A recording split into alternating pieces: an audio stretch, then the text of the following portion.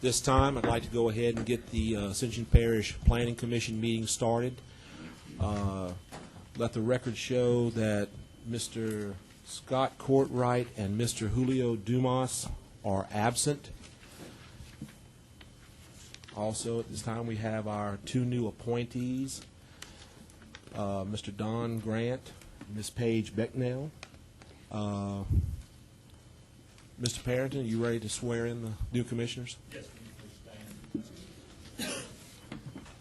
You swear to, or aver to comply with the rules and regulations of the Ascension Parish Planning and Zoning Commission? I do. Yes.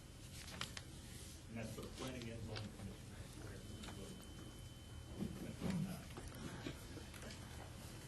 Commission. Thank you. At this time, we'll have the public comment period. Anyone wishing to speak, come on up, sign in, and you'll have your 3 minutes.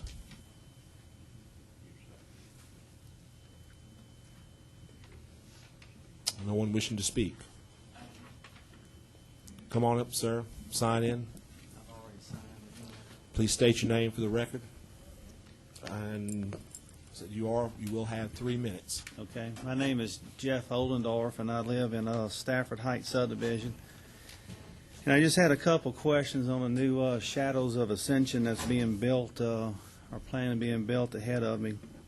It has to do with the drainage policies, and I just kind of want to read over one part of it I'm concerned with on this policy and the studies with Shadows of Ascension.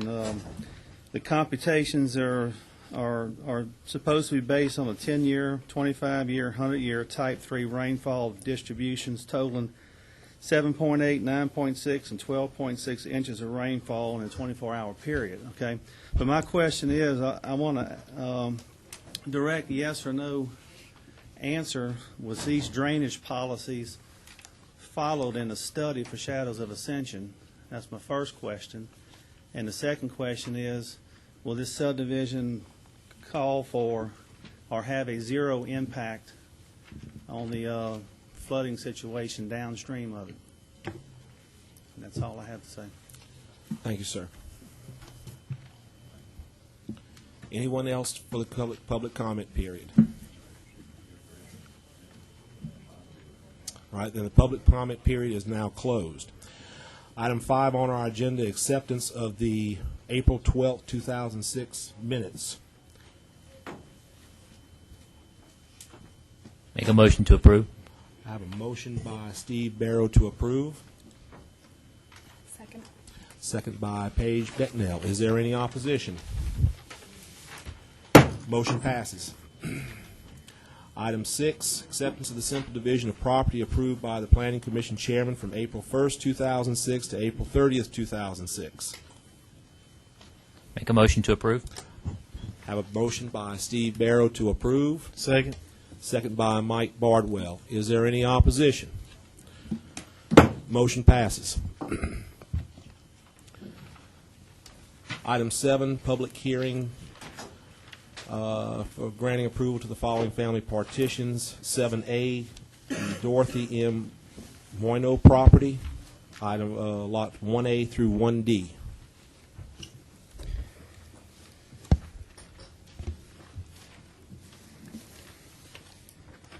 James Falgu, Earls and Associates, representing Mr. Minot and Earls and Associates in the following family partition.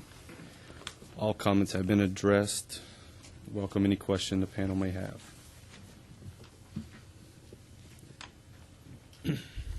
Commissioners have any questions or comments at this time?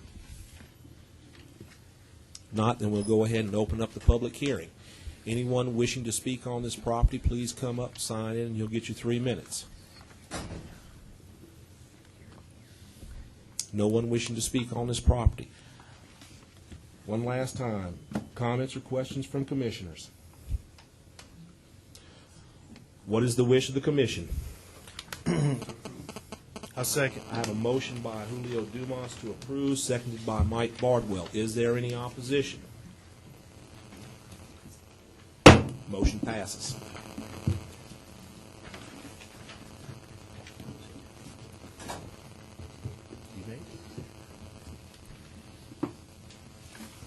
Item 7B, the Eugene Sheets property, tracks S-1 and S-2. Representing Mr. Sheets and Earls and Associates in the following family partition. Asking the panel for approval. Comments or questions from the commission at this time? No comments or questions. Anyone, I'll open up the public hearing. Anyone wishing to speak on this property, please come up, sign in, and you'll get your 3 minutes. No one wishing to speak. Public comment period is now closed. Last time, comments, questions from the commission? What is the wish of the commission? Based on the fact that this meets the criteria for family partition, I move that we approve. I have a motion by Mike Bardwell to approve, second by Julio Dumas. Is there any opposition?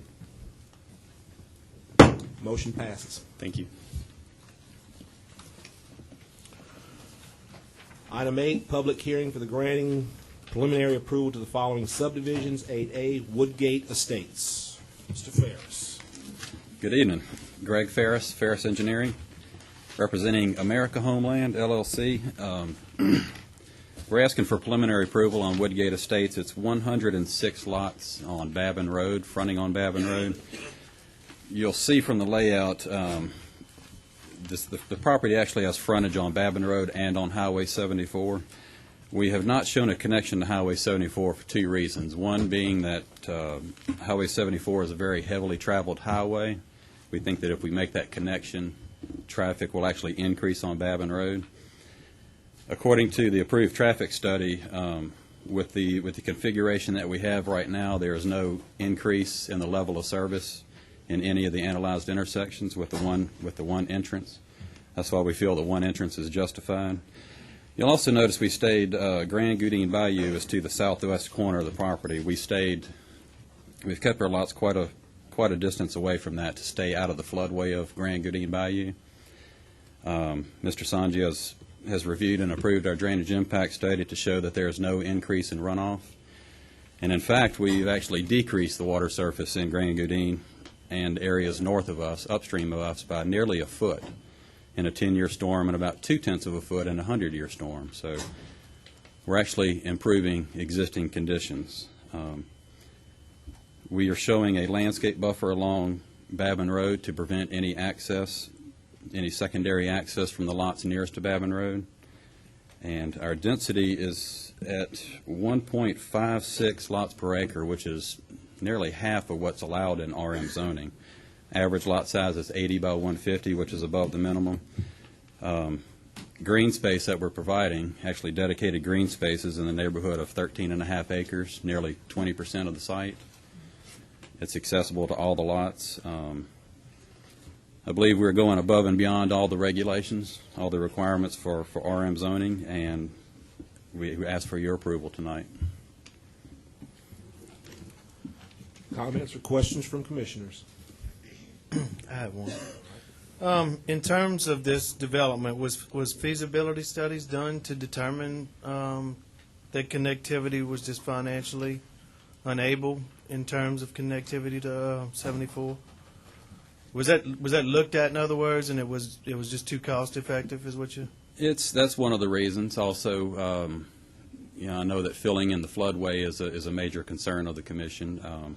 There's quite a bit of property that drains through this property, quite a bit of upstream area. Together with the cost of the road tying into Highway 74 and the cost of blocking that drainage, we decided that the best route would be to not connect.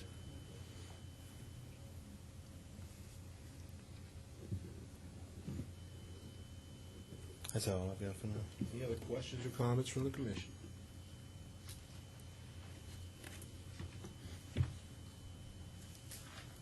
That's the case, then at this time, I'll go ahead and open up the public hearing. Anyone wishing to come up and speak on this property, please come up, sign in your name. You'll have your 3 minutes to speak.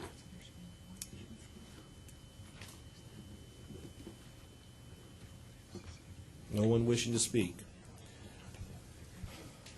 Last call. Comments or questions from the commission? Just a quick, did y'all look at having another entrance maybe at lots 63, 64, that area, so you would have two entrances there? We briefly looked at that. With the one entrance configuration we have, the level of service still remains at a level of service A, so there's really no need for a second entrance.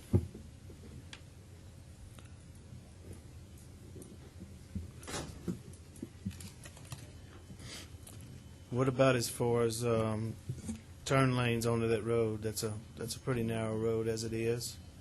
Not seeing any dedications at that one entrance that's shown for easements and turn lanes in there. Right. That's something we ran by the traffic engineer, and in his analysis, that was simply not needed. The existing level of service is A on Babin Road, and post-development, it's still at level service A. Is the developer willing to do that and even possibly look at that second entrance that Steve just talked about onto Babin Road? I think with all things considered, being that there's already no impact, I really don't see a need for either one of those. Well, the issue is not just what's happening today. That area is still prone to more development. We have to try and look not just at today, but at tomorrow. Well, we've got another development that was just approved, or I think it was just approved. Didn't we defer that one? Last month. No, Yeah, it was approved. Just down the street. I can't remember. But it's just down the street. Right. Plus, we have other pieces of property that are large enough to develop. So, I mean, the ideal situation would have been, we're tasked with looking at connectivity. One of the things that's going on in the parish right now is we don't have any connectivity between various roads. There's nobody out here that can't say that we don't have the traffic problems. The ideal situation would have been to have an entrance off of 74 in this case. Given the fact, and I understand, looking at the plat and looking at the situation, there's a lot of tributaries and the Goudin runs through there, and I understand that would be quite a task to be able to connect that through that property. At the same time, I think it's probably a legitimate case in this instance. We've required a lot less lots than this to have, dual entrances. I'll hold firm. I think this thing needs a second entrance myself, personally. Well, in looking at it in the traffic study, having the entrance on 74, that does actually increase traffic on Babin Road, and that's one of the main things we're trying to avoid. We've taken great pains to dedicate the landscape servitude to maintain the rural feel of Babin Road, to restrict it to one entrance, one well-functioning entrance. Again, we're simply trying to avoid increasing the traffic on Babin Road as little as possible.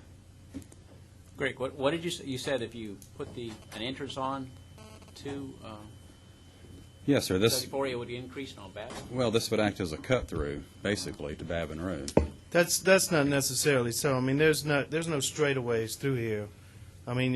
You have enough curving in this subdivision to where that would prevent, straight through cut-throughs off of 74 on to Babin, I believe.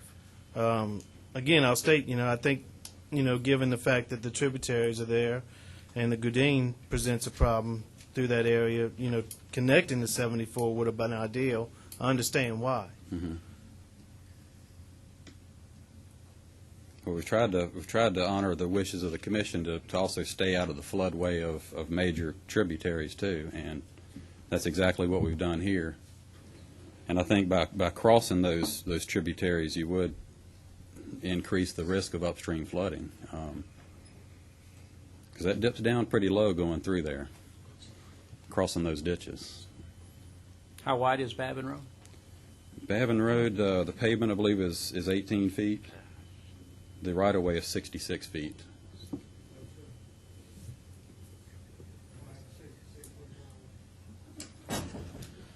There's another reason that we try to look at, more than one entrance, and that deals with, safety and well-being. I know you're not interested in adding a turn lane on Babin Road. Would you be interested in maybe widening it to 20, 22, 24 feet. Widening Babin Road? I don't think Just so. not all the way. I'm just talking about in front of your subdivision. I mean, that's a It's 18 standard, feet. that's a standard parish road. I mean, it's on the parish road list as a standard road.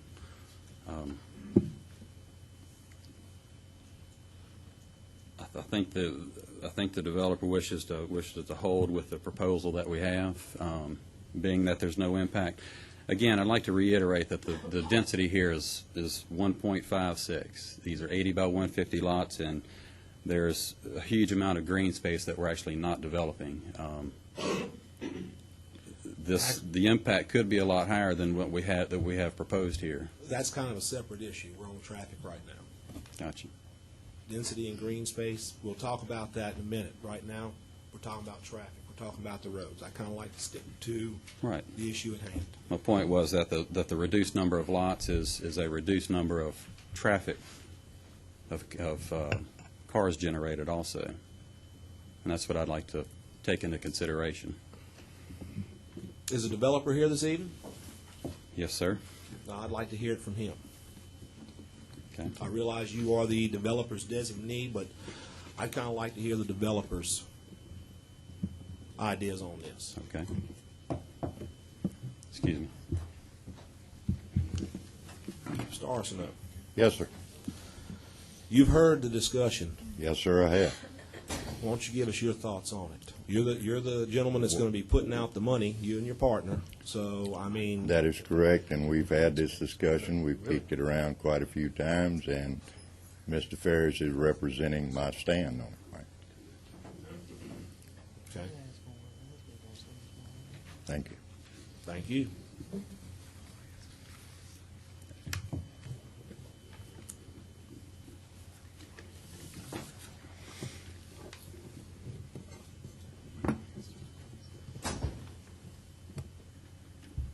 Other questions or comments?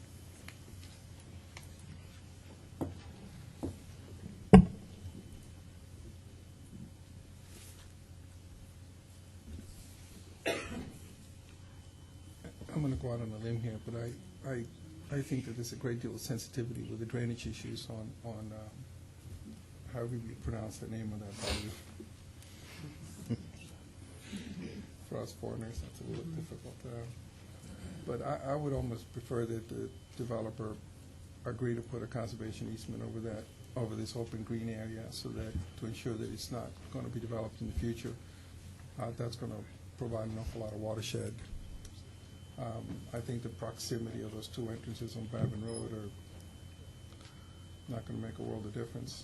Take one way, half a dozen the other. I don't know that they could develop. You're talking about closer to the UDO? You're talking about right over here? Talking about this whole area right here, where it's kind of green and the dry mitigation, this whole area right here. I don't know that they can develop in that area right there. That may be one of those got the 100-foot servitude on the side for drainage improvement. That is, it's not 75 foot on the side.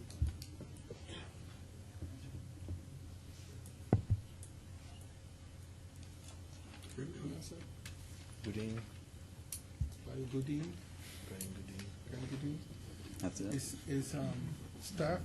this one have 100-foot drainage? Is it subject to that drainage servitude? Is the bayou subject to the 100-foot servitude? Is it on the drainage list?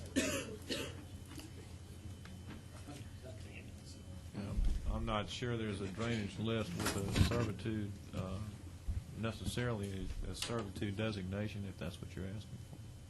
But is it a major? It's a major? Oh, yes, it's a major. So it would be subject to whatever that state law is, and They could not build on it unless they came to the parish. okay. The parish controls the drainage access and servitude. You just want to rename that area? Is that what you're saying, Julio? No, I just want to, in other words, Yeah, I don't have no problem with that. protect Talking it about from putting an future easement across that, too. applications. to dedicate it and put a conservation easement or something like that.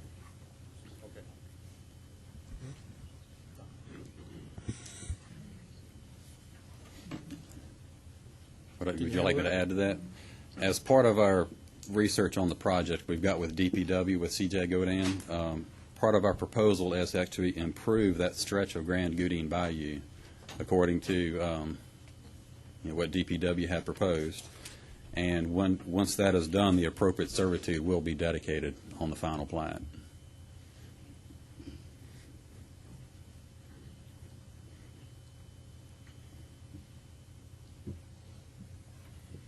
Other questions or comments from the commission?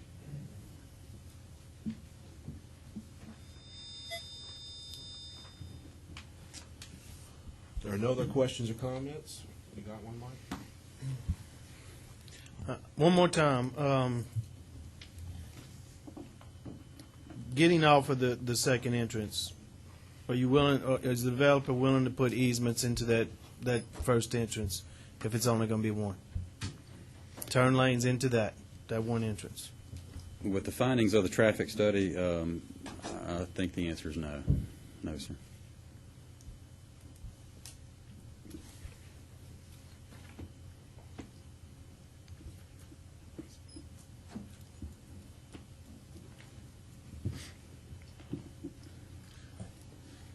Well, I think that Commissioner Bardwell comes up with a good compromise, and I'm going to take a stab at it. I'll move for approval, provided that you provide a sufficient turn lane onto the single entrance off of Babin Road to ensure the smooth flow of traffic. Have a motion to approve with contingent upon providing a turn lane into the subdivision by Julio Dumas. I'll second that based on the fact that you've got good adequate green space in this. It's a well-designed deal, and I'll second that based on the fact that the contingency for the turn lanes are there. Second by Mike Bardwell. Is there any opposition or discussion? Mr. Marchand? Motion passes. Thank you. Can I get a clarification on that, please? What do you want clarified? You say turn lanes, you're talking about left turn in, you're talking right turn in, you're talking both. I need specific to know what to look for on the construction plans. All right. Is that what you were thinking, Julio? Just the easements like this? Yeah, just the ones going in and out. Just the easements going in and out? So Right you're turn saying out. there's a difference between an easement and a turn lane. You're saying I'm an sorry. easement to account for the future widening? Or are you saying to actually construct the turn lane? Only on the side of the development, not, So you're looking for an easement only? Like that. You want the actual lane paved? Okay, that's a turning lane. Turn lane going into the subdivision. You want a right turn lane into the subdivision? That's what you want. right, yeah, Okay. exactly. Very clear. Thank you. Item 8B, Riverwood, a residential community.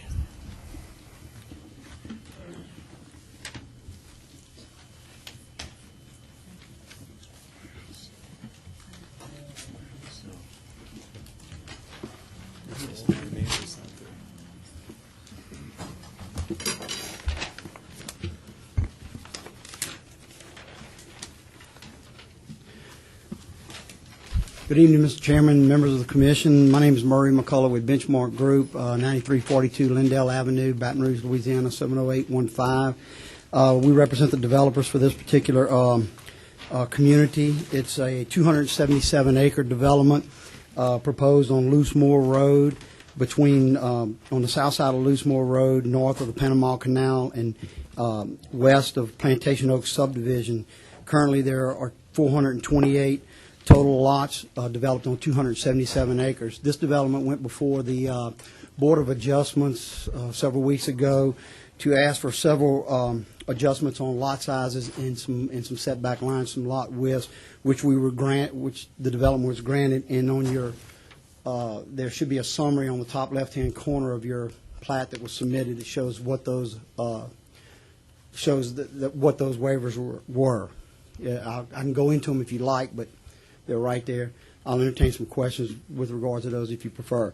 The developers have entered into a written agreement prepared by a council that they've hired, where they're agreeing to a number of items, 6 different items and several sub-items of those, where they're agreeing to contribute to the parish for improvements to mitigate the impact of this subdivision on the intersection at Loosemore and 44, an amount equal to $200,000. They're also agreeing to other stipulations that it was always our intent for the development to be curb and gutter, but there was some trepidation on the parts of some property owners at the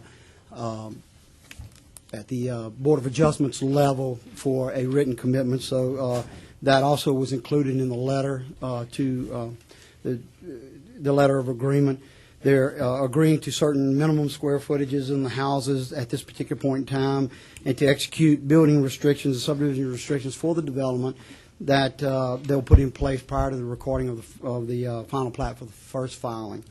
And then there's some other landscaping and berming and things like that along Loosemore Road that they're agreeing to, and I'll be glad to have a copy of the letter. I'll be glad to show you folks, or I can read it and go into it if you prefer. Again, I'll entertain.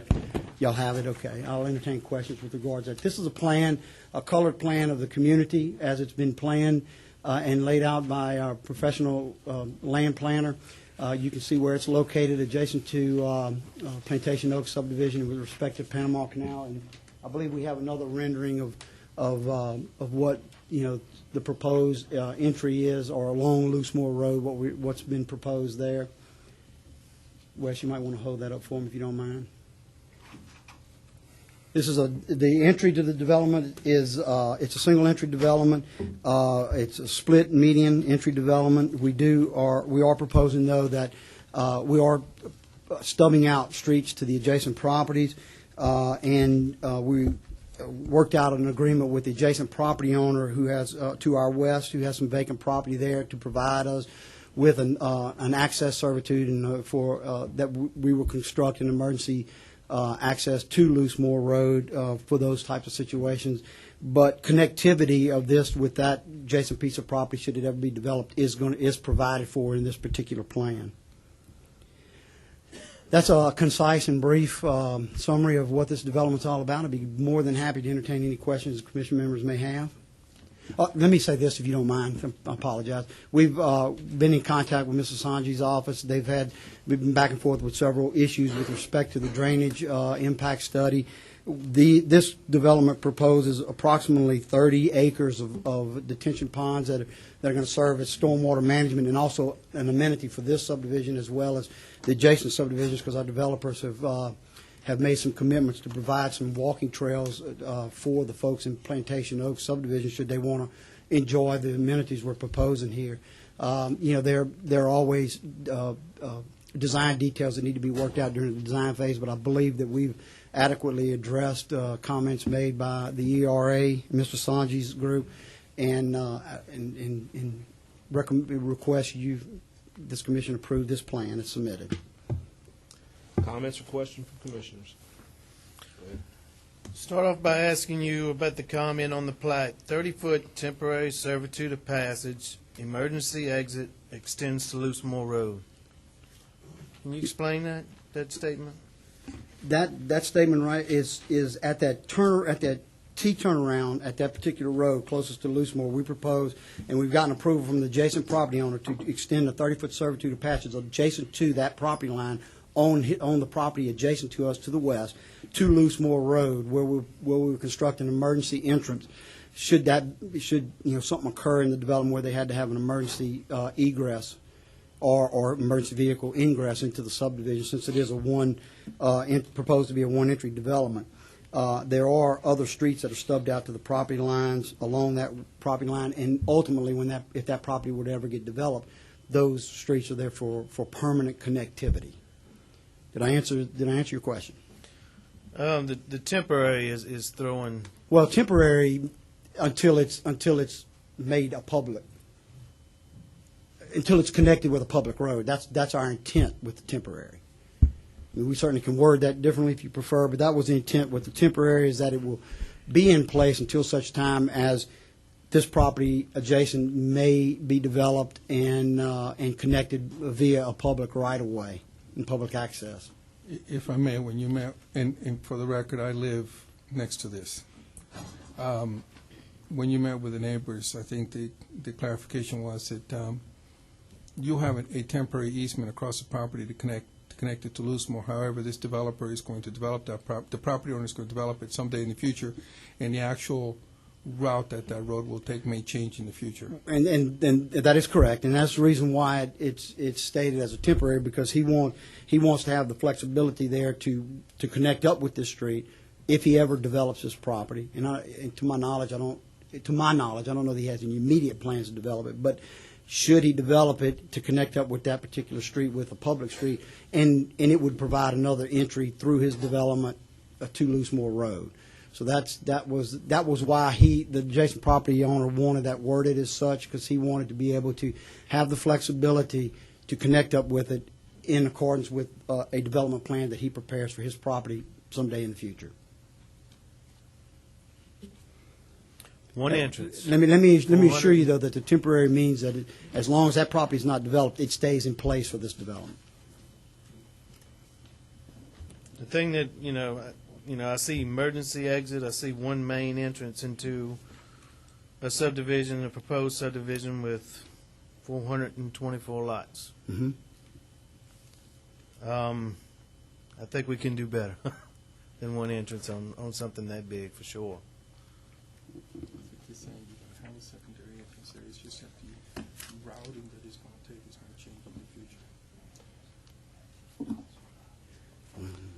Well, I'm looking at what it says, and it says temporary, and it says emergency only. That's right. I'm just going to let it be known. I mean, I know we're early into this process, but for that many homes, one entrance, in my mind, isn't going to cut it. Point taken.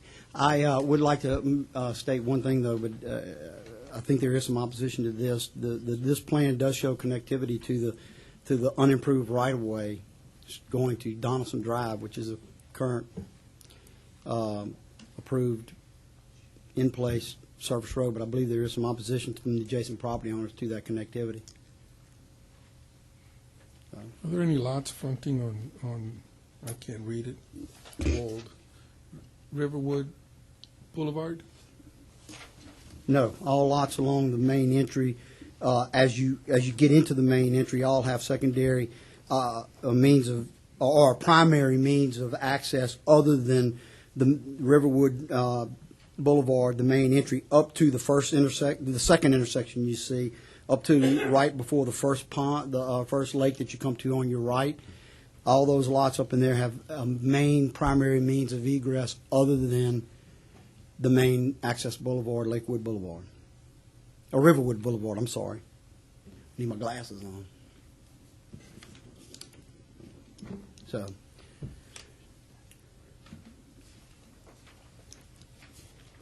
from a traffic standpoint, traffic engineers have looked at this. There's sufficient stacking room within the development to get out on Loosemore Road. However, I'm not sure the right turn maneuver is going to be that difficult coming just from the airport right there. But, we view this as, we quite frankly view this as a very viable and very workable plan. Other comments or questions? I've got a question for you then. Yes, sir. Lots 389 to 414, eastern property line.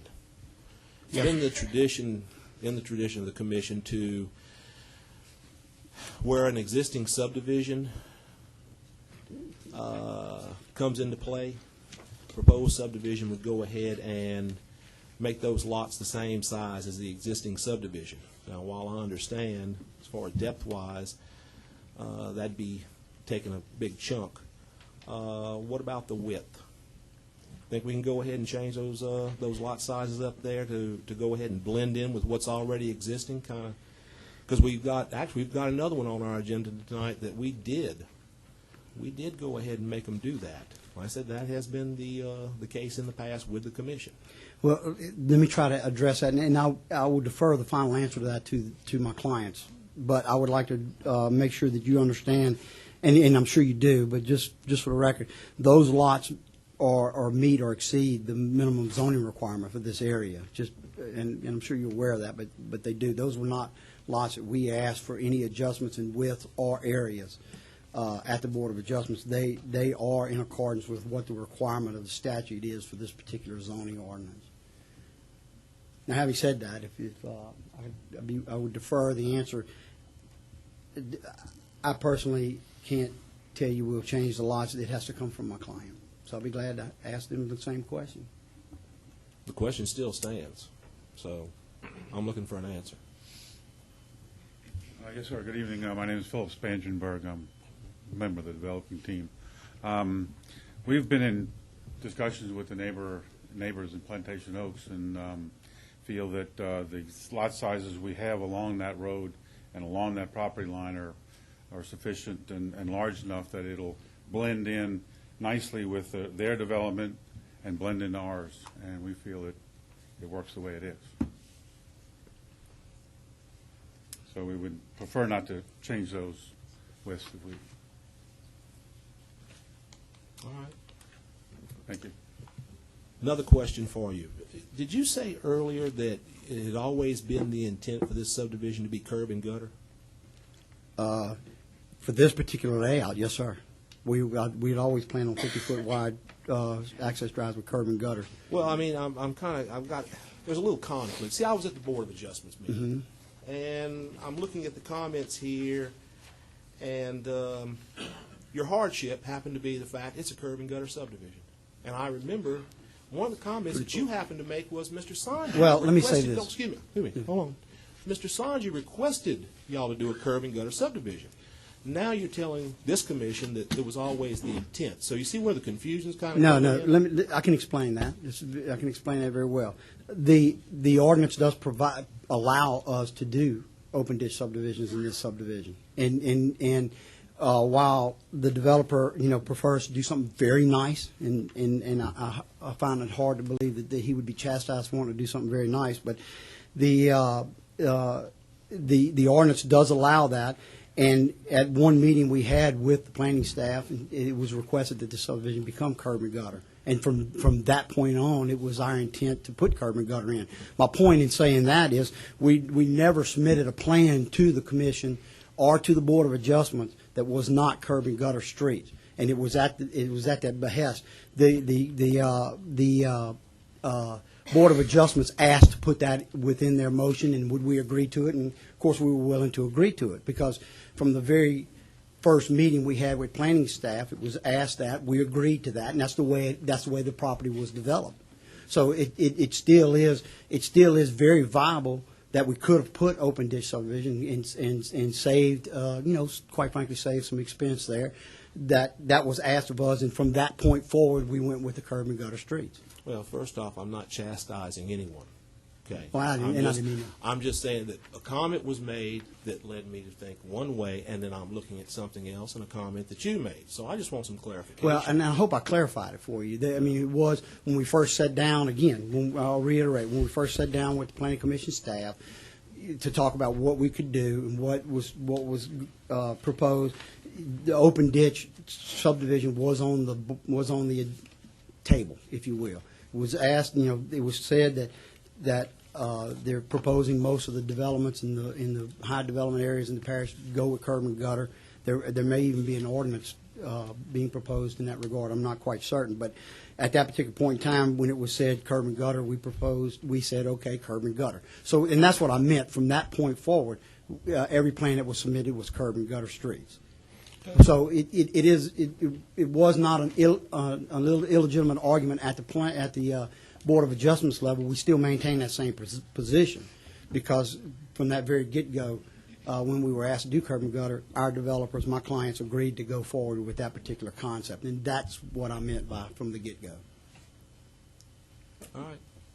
Mr. Chair, I wasn't at the Board of Adjustment, but I did get an opportunity to look at the file, and my interpretation of the correspondence that's on file, correct me if I'm wrong, is that the curb and gutter is something that the parish requires or requests as a matter of policy. That's not a code requirement.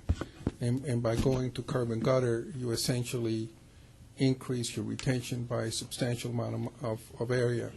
And by losing that real estate to retention, you essentially triggered and justified the variance. Not that the variance is before us, but that's what I read into the file. Is that not correct? That is correct. That was our position at the Board of Adjustments meeting. We still maintain that position. Any other questions or comments? Then at this time, I'll go ahead and open up the public hearing. Anyone wishing to come up and speak on this property, please come up, sign your name, you'll have your 3 minutes.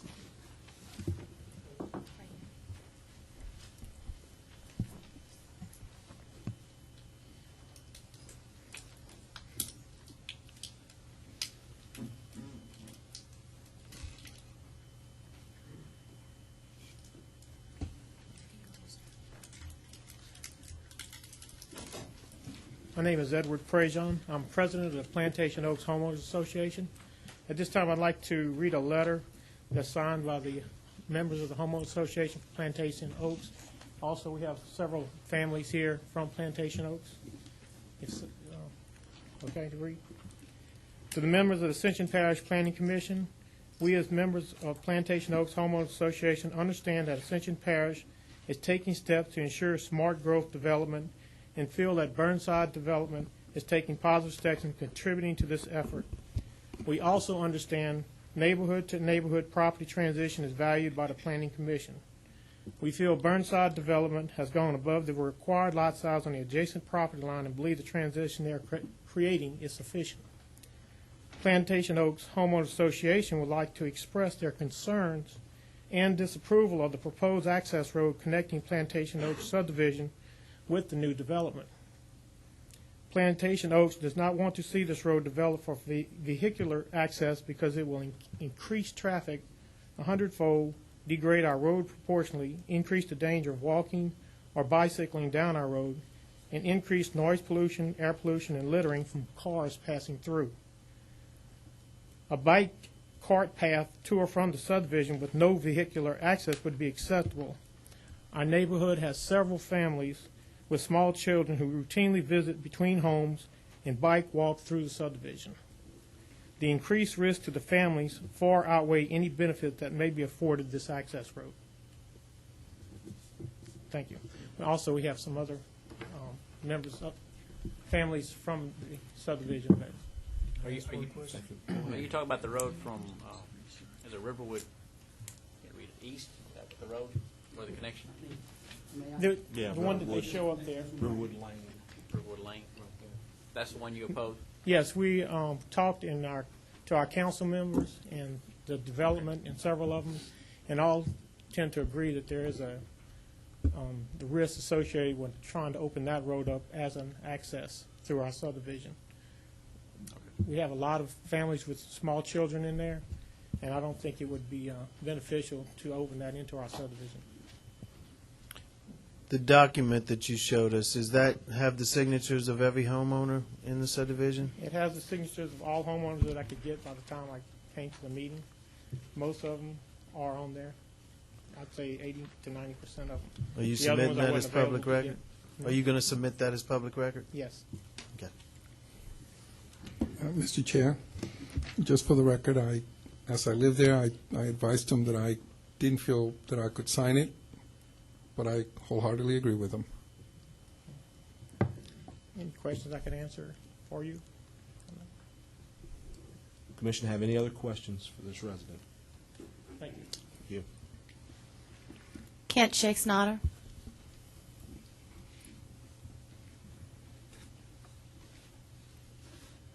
How you doing, Commissioners? Kent Shakesnotter, Councilman District 2.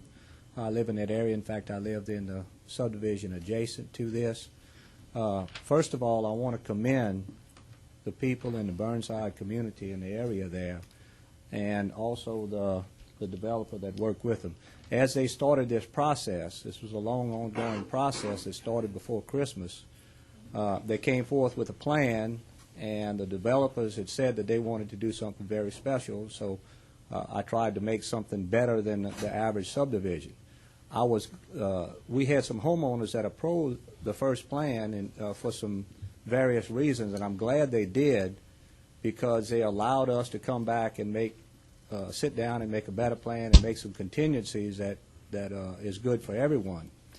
But now, as we've gotten everybody together and have numerous meetings, the developer's given some, we've had some information from the different people. I'm well satisfied with the compromises that have been made, and I think it's good for the community. Even though we push for connectivity, the reason that the residences want, instead of a vehicular path, they would like a bicycle and pedestrian path connecting the two subdivisions is because Plantation Oaks does not have any sidewalks. And it is a road that is a curvy road, and in that area from there on, if you put a bunch of vehicle traffic on it, right now the road is used as the sidewalks and pedestrians. That's where the kids walk.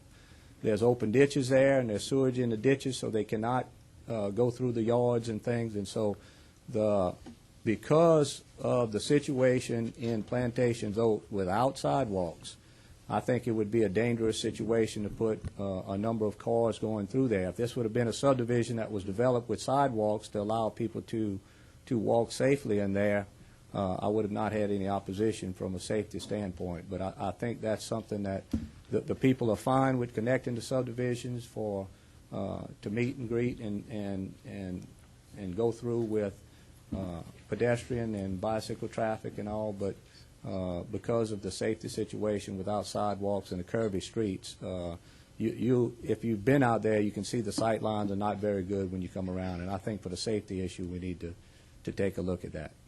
And other than that, I just applaud all the people for getting together. I think this is the way to do things. The residences and the developers got together, and I think we have a very good document for this parish. 15 seconds. Okay.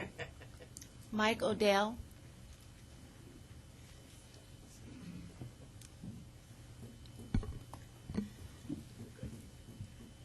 Good evening, everyone. I'm Mike Odell. I also live in Plantation Oaks on Donaldson Drive. And actually, my property backs up to this subdivision here. And I also own the piece of property that borders the proposed right-of-way connecting the two subdivisions. And I guess I second what everybody said here, that this group's been very open with us, coming forward to share their ideas and get our thoughts on what would work out. Wanted to make sure that the commission understood that we've been out there for a long time by ourselves, and our area is slowly growing, and we've been involved in all the growth out there as a neighborhood. We've got a very active neighborhood. And so we've never been against change, but we would not like to see the improvements and the change in the area downgrade what we currently have from both a safety standpoint and an aesthetic standpoint, basically being in the woods. We have a lot of trees in our subdivision. The right-of-way that does show from our subdivision is not currently cleared, and there is no road there today. Just wanted to make sure you guys understood that as you're thinking about the options here. So, again, I'd like to applaud the developers as well as our whole community getting together and coming up with a plan that we think would work. But increasing the traffic on Donaldson Drive would definitely increase the hazard to our neighborhood. Thank you. Thank you. Ray Winter.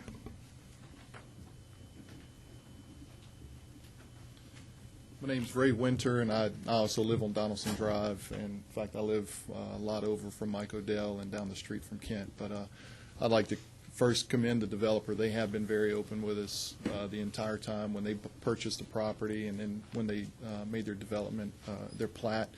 And from the get-go, we kind of felt that there was going to be a road that was going to tie in our subdivision to that subdivision, and we knew that this problem was going to be this issue would rise. But I'd like to voice my opposition to the road as well for the same reasons that everybody else has. You know, when the subdivision was built 30 years ago, approximately 30 years ago, these two roads were put in as potential right-of-ways to the adjacent property, and you know, nobody in their wildest dreams ever thought that property would ever develop. But when I bought my lot about 10 years ago, I kind of knew that there would be some development behind me eventually.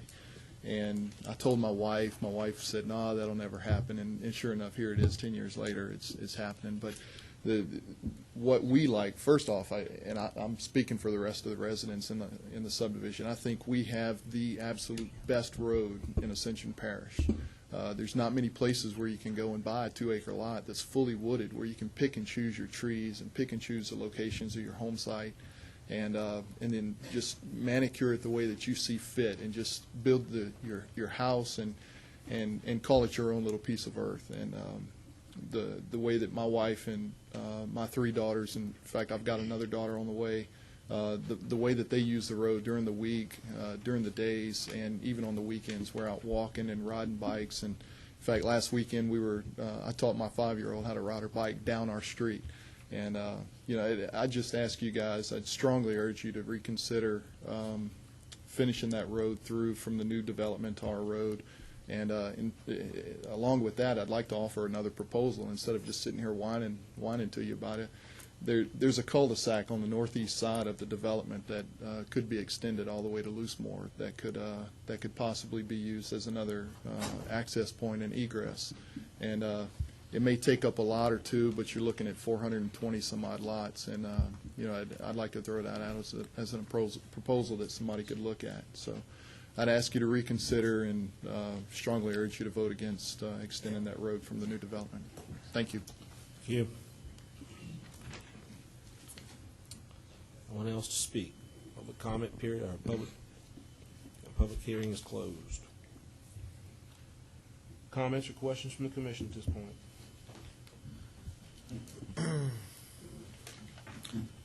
We've heard from the residents about the connectivity on the street to Donaldson. I'd like to ask the developer, the engineer, are they willing to look at extending? I mean, there's a couple of things that could be done here. Sycamore Drive could be extended on out through Lot 1 to Loosemore Road, or Red Oak Drive could be extended on out to Loosemore Road. Or is anybody willing to do that instead of, in lieu of connecting? The commission doesn't gain anything in this instance by connecting Donaldson Drive unless there's not going to be another second entrance into this subdivision. They both hit Loosemore Road. It's not like anything's hitting another street artery. Is there any consideration in doing, in extending Sycamore Drive or either Red Oak Drive out to Loosemore Road? I'll answer your question if I can make a couple of comments. First off, Red Oak would be, I think Mr. Sanji would probably agree, would probably be the better, because it gives a greater distance between the proposed entrance right now. Let me say this, though. The reason why the lots along Riverwood Boulevard do not have any ingress or egress onto Riverwood Boulevard until you get to the second intersection by the first lake on your right is to prevent any conflict with cars coming out of driveways and things like that, with traffic from the development getting on the Loosemore Road. So there was thought given, because it was a one entry subdivision. There was plenty of thought given during the design for manipulating traffic, through our development onto Loosemore Road. Having said that, though, my client has stated that they will give consideration to extending Red Oak Drive into Loosemore. Let me make sure that I don't think I came across too clear. If you're looking at Red Oak Drive, just simply extending that out isn't going to gain much at all. What would have to happen here would be Sycamore would have to meet Red Oak in order to facilitate a better traffic movement in the development. Simply just taking Red Oak out to Loosemore, I don't think is going to gain much. Or taking Sycamore. Or either one, or either taking Sycamore out to Loosemore, just like originally. And what they want to do is they want to connect this with this and then go out. In other words, looking at Lot 419 in that area, connecting 174, or either 172 to 418, something to that nature. Connecting that one with that one. May I ask you a question? You may. During your Board of Adjustment process, you had extensive meetings with the neighborhood, including the people who live to the north of Loosemore Road. There was a great deal of contention over what that edge of Loosemore Road was going to look like, if I remember right. Is that a question? I mean, I'm asking you to tell me whether or not that's correct or not. I distinctly remember that being the case. There was a great deal of discussion about the aesthetics of Loosemore Road in front of our development, which is one of the reasons why, as drafted in our proposal letter that was a legal document drafted, and why this plan has been developed to try to put landscaping, berms, and things like that on Loosemore Road, such that the backs of the houses along Loosemore Road are screened from Loosemore Road. And is that what you're asking? Yes, that's the answer to your question is yes. I distinctly remember the people directly across the street being very opposed to being an entrance there, which is why you have to put it all the way out to the western end. That's correct. I don't view that emergency exit tying into that T as being a formal entrance into this subdivision, and that many houses. What I'm asking, I don't think we're talking about anything extending Sycamore on out. You're only giving up some portion of Lot 1, which is the beginning anyway.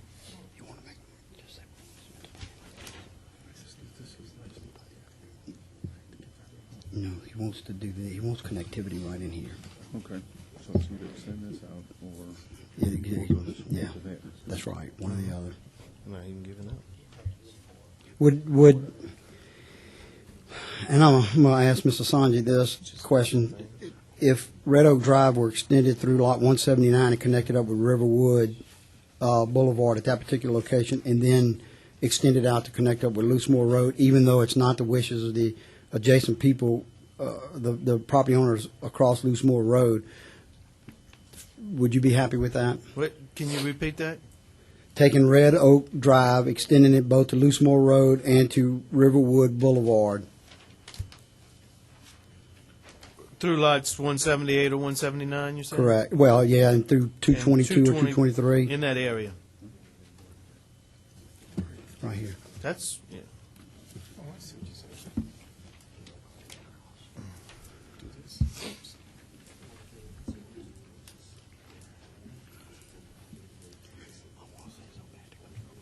All I'm worried about is the entrance.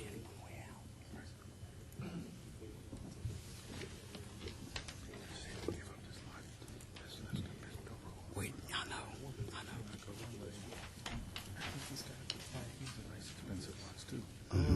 While they're looking at that, can you tell me what is phase one of your development? I'm probably looking right at it, but I can't. Phase one is just what? Tell me what phase one is. It encompasses obviously Riverwood Boulevard, Live Oak Drive, the two cul-de-sacs, and then where if you look at the back of lot 205, and then across Riverwood Boulevard, no, to here, on to lot 13, 105, 106, 107, which are west of Bienville Street. So it's that little enclave right there. I can come point it out to you if you'd like. Well, yeah, if you don't mind, because when you're trying to think of access, if Red Oak Drive is phase 14, obviously it's not going to be built for a long time. That would all change.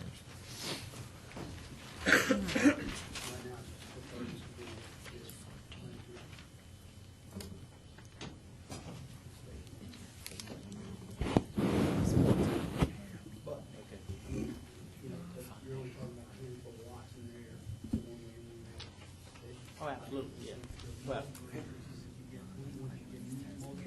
yeah, my concern was if these weren't fronting Riverwood, you didn't, that's what my concern was. They wouldn't have access in or out, no matter what you did. You're right, okay. I couldn't. That's what I was curious about. Thanks.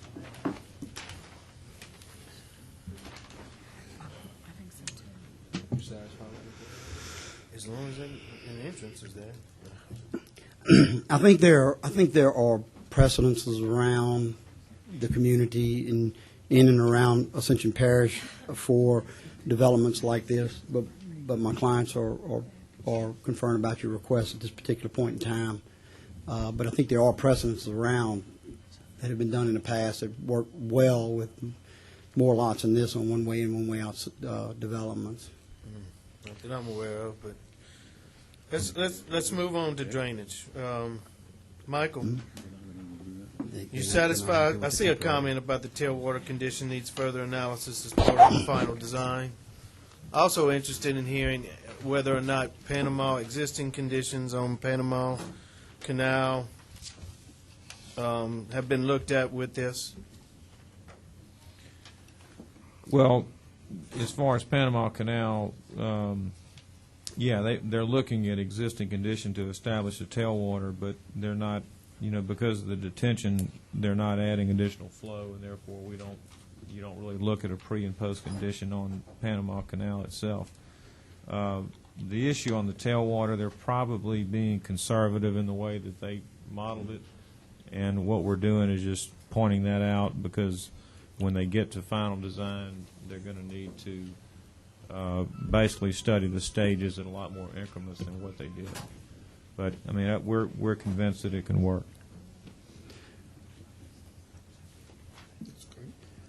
If I may, I'd like to thank Mr. Sanji for his cooperation with his office. They worked very good with us on this, and I certainly appreciate conferring with us on a number of occasions on these drainage study. And this is more or less for you, dealing with the timetable for the construction of off-site traffic improvements. What kind of timetable are y'all proposing? The developers are per their commitment for the $200,000 for the intersection improvements at Loosemore, are prepared to make that contribution as soon as their development loan is in place, and as soon as they finally close on the property. As far as the improvements are done, there's a lot of coordination has to be done between the parish and the state highway department as to when those improvements will actually take place. But it is my understanding from Director Rue that those conversations with the state highway department have already commenced, and they're wanting to make any modifications to that intersection within the current contract that they have for the improvements on 44. But that's we're making our contribution to the parish, and it would be for them to work out those particular details. But like I said, my understanding is those details are already started to be worked out. Would you be opposed if we tied to prior to issuance the first development order, the first permit for the first phase? I'm sorry, would you repeat that, please? Would you be opposed to tying that contribution to being prior to issuance the first permit to develop the first phase of subdivision? No, not at all. Not at all. I mean, I think, in fact, the developers have already made that commitment. Okay. The commitment was the later of the following times to wit commencement of construction and improvements in the subject Riverwood subdivision. Okay. So, I mean, I have no problem with that whatsoever.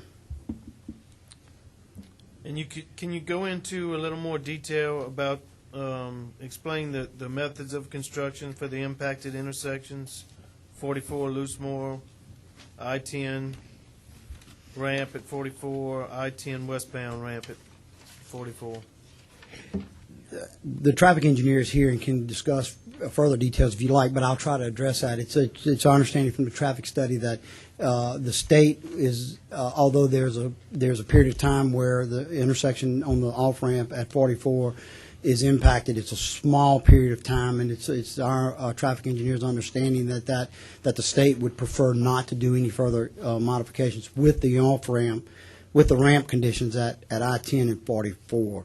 As far as a time frame and I apologize, was the question about time frame for the intersection improvements at 44? Well, that was the other question. This is more along the lines of the construction of the impacted intersections. Are you asking construction details, or are you asking timing? What is proposed at these, and what is based on the traffic study that was done, what is the methods of construction for those impacted intersections? Is anything being done? What? The state, there is ongoing conversation between the parish and the state highway department as to what's going to exactly be done based on traffic study that we submitted for that particular intersection. I really don't know the level of details that they have with that, except to say that, our clients were approached for a contribution to mitigate our impact on that particular intersection, which we're willing to do. Outside of that, our payment goes to the parish, and it's the parish that's working directly with the state to make those improvements. But again, it's my understanding from the director that they're trying to coordinate all improvements, turn lanes, signalization, whatever's required in that, or whatever the state wants to do at that particular intersection with the current contract that's being let, or let me say this, as a revision to the current contract so they can get the improvements done while the contractor's out there working on 44. Michael, are we satisfied that all this interaction is This is the first that I'm just reviewing this agreement that had something to do with the Board of Adjustments, but has this been submitted to our office? I don't know if the developers actually submitted it to your office. I haven't seen this. This is all new to me. This is something they've submitted to the planning department and have had conversations with Public Works Department and the adjacent property owners. There's just commitments that they're signing there. So y'all are proposing a $200,000, basically a $200,000 impact. Is that supposed to cover all? It is to cover the impact, to mitigate the impact of this development on the intersection on Loosemore Road. And it includes all three of these impacted intersections. Yes, I guess it does, and it's up to the state to decide what they do with the money. But it is the contribution by our client is to mitigate the impact of this particular development on the level of services at the intersections as per the study. Mary, why don't you let Mr. Rule address that issue? What's happening here, the state, again, is going to reconstruct Highway 44. The plans is set, is ready to go to bid probably within another couple of months. The agreement with DOTD is that if they get a contribution of about $200,000, more if they can get it, but minimum $200,000, they can go ahead and let the bid as it is right now, which includes no turn lane there, but we can come back with a change order during construction and put a turn lane and lights at that intersection. That's the agreement with DOTD. If we try to prolong the contract and redesign it, it'll push the bid date back probably 6 months or more, and we don't want to do that for Highway 44. So we all agree that this is the best way of moving forward with it, and I don't see any problem in this happening.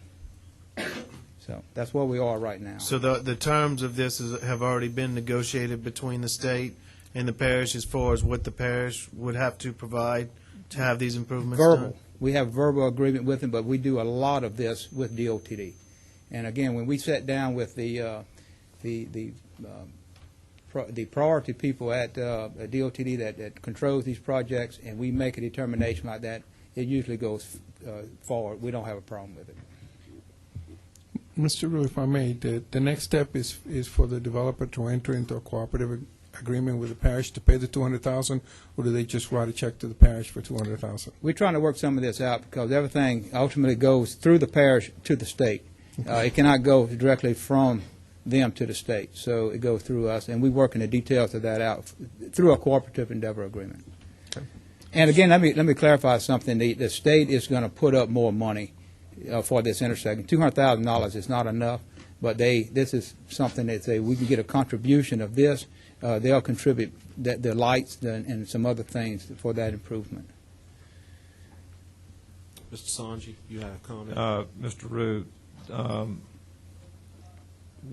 their traffic study indicated they needed a turn lane, an additional left turn lane on Loosemore Road onto 44, and a turning lane on 44, turning left onto Loosemore. Are both of those items going to be covered for this $200,000?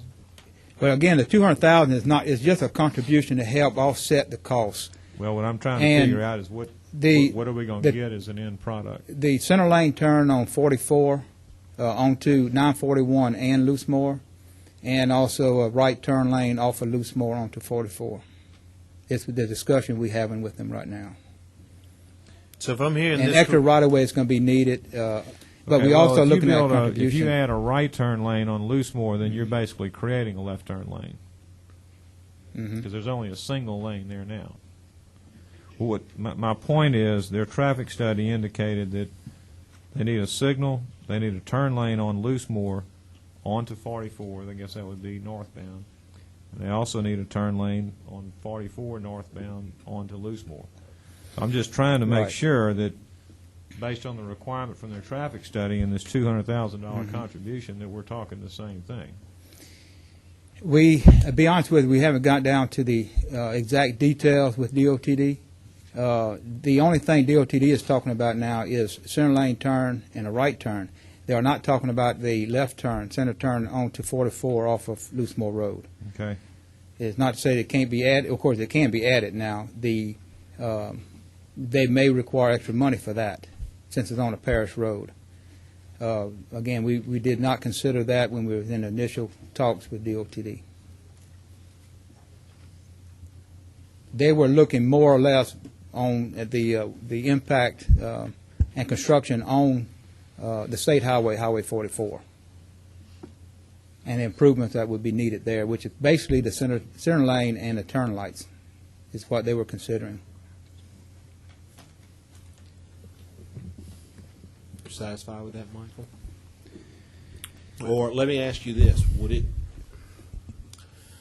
it be beneficial in this situation if you were kept in the loop as far as these conversations to find Well, out? I'm going to resort back to the decision with all the drainage improvements that we had about 3 or 4 months ago that DPW was going to do, and we talked about then just putting the requirement on the developer to do what he's supposed to do. If by his choice he works out an agreement with DOTD to make those turn lane improvements and signal improvements, that's fine. That's his prerogative.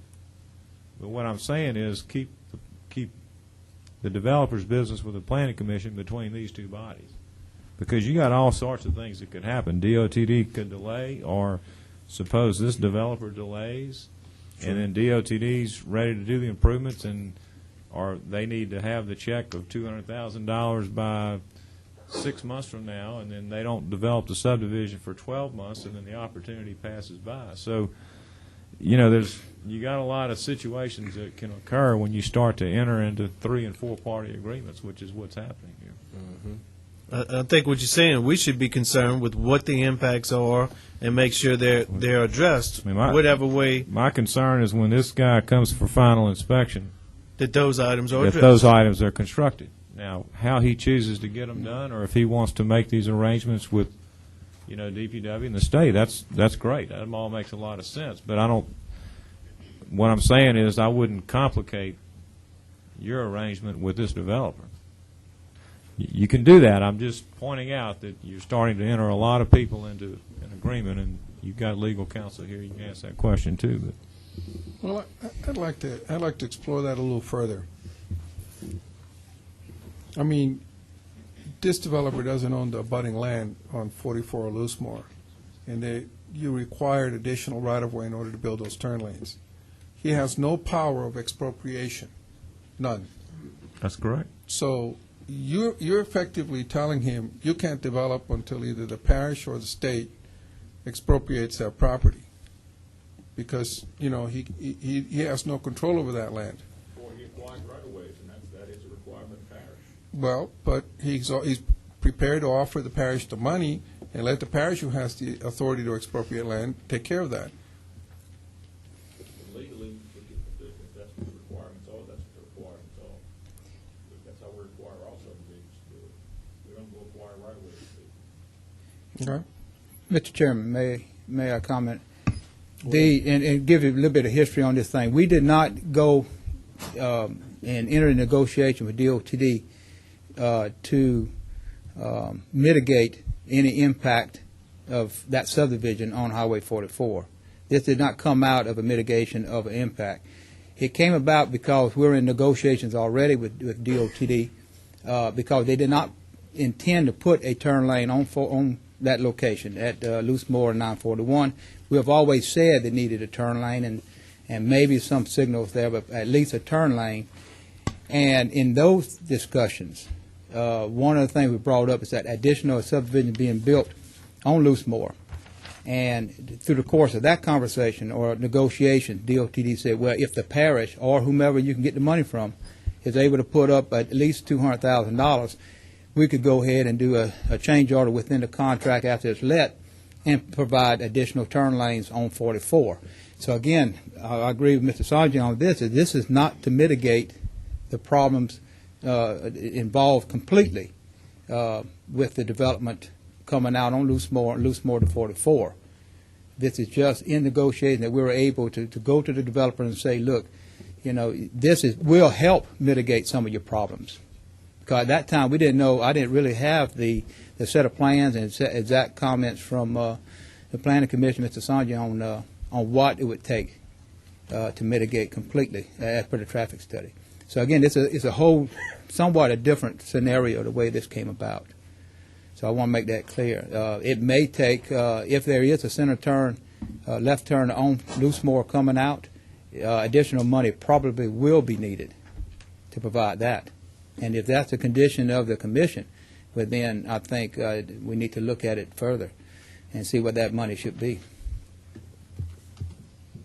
Any other questions or comment from the commission?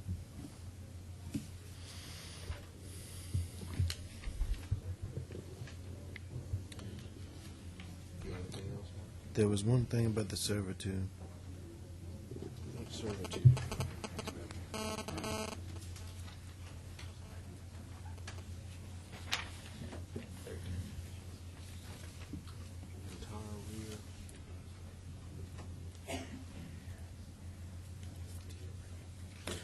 Item 13, Michael. The entire rear yard 15-foot servitude must be on the site unless there is existing servitude that is already granted on the adjacent property. Says consultant did not correct. Item 13 under comments. Can you, I think we did address that. I think I can show you where.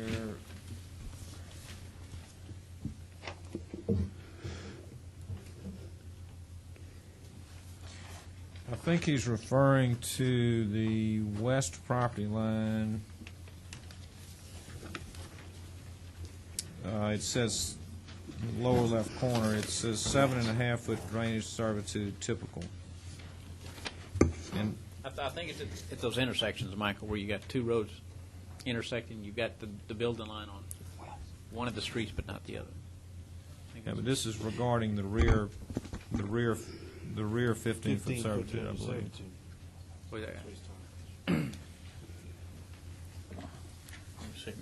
Murray, I think what you're doing typically is where you, within your development, you're saying 7.5 feet on each side. And it probably got copied on that And west it got property copied, line. and what he's trying to tell you is along your outer boundaries, you must have 15 feet, and you did not respond to the comment. Okay, well, let me say this and assure you, we're not dedicating servitude on anybody's property we can't control. So, I mean, if that was not picked up in the plat, What you need to make clear is that if you have to dedicate 15 feet, then you will. That's exactly what I'm trying to say. Okay. Matter of fact, if Michael, as we go through our design, if it requires a tad bit more to put the drainage improvements in, then we'll do that as well. But minimum of 15 feet on our property, we're okay with that. That was our intent. oh, absolutely on this.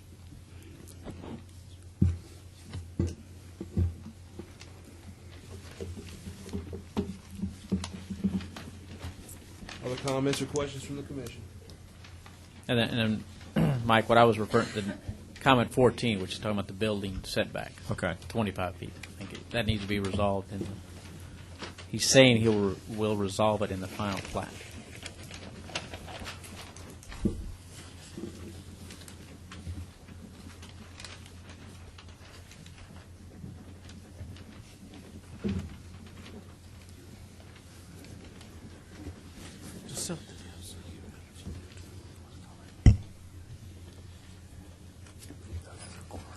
No, I know, understand that.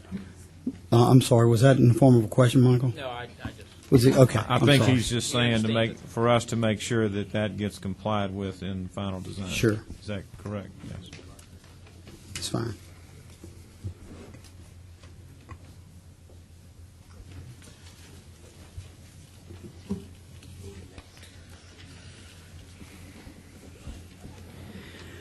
There was, I also remember from the Board of Adjustments meeting, in fact, they tried to discuss something about a lift station. I think back from the sewer treatment plant. I believe in And I didn't, I may have overlooked it as Yes, far sir. as any comments. I just wanted to make sure that we did address that. Michael and I had a conversation about, in our first meeting, he asked that we locate anything like a lift station near Loose Moor, so in the eventuality, and correct me if I'm wrong, Michael, but in the eventuality the parish were to come in and consolidate all the treatment plants in the parish, that they would have access to that lift station to make an easier tie-in, and we're agreeable to that. So I think that's where that comment came from. Is that correct, Michael? Isn't that what our conversation was? Right.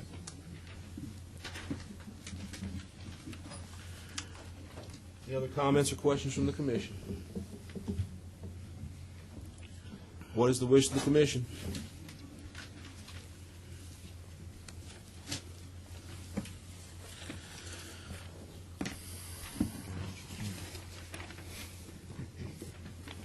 He needs to make a correction on substitute here on the lower left-hand, the northwest corner of the drawing. Is that correct? Say that again, I'm sorry, I didn't hear the question. This is where you need to make the correction on the servitude issue? That's correct.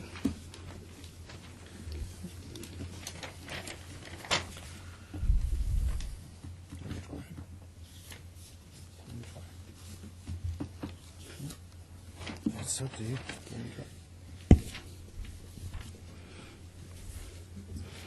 All right. Complicated. I'm going to move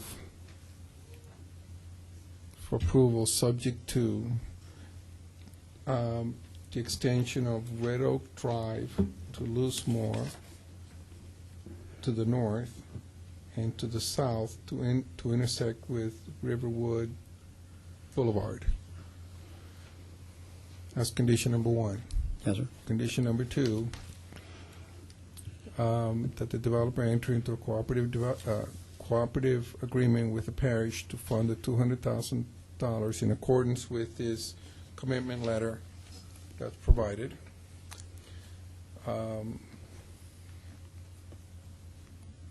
That you provide the drainage in Pipe Loose Moor Road in accordance with that letter. That you correct the 7.5-foot drainage servitude error on the Correct. northwest corner. And that you eliminate from the plat the connection to Donaldson Drive. I would ask, however, that you consider maintaining that as a pedestrian connection between the two. We're perfectly okay with that. And so I would add that as a condition, that it would be a non-vehicular connection allowing pedestrian circulation. Absolutely. We're, I'd also recommend that this not come back to the commission for final approval until these improvements have been made, things in the roads. I think you need to go.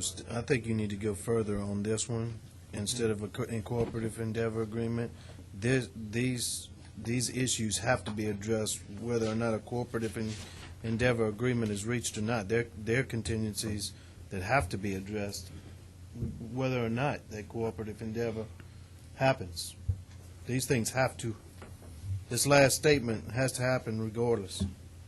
Those intersections need to be improved.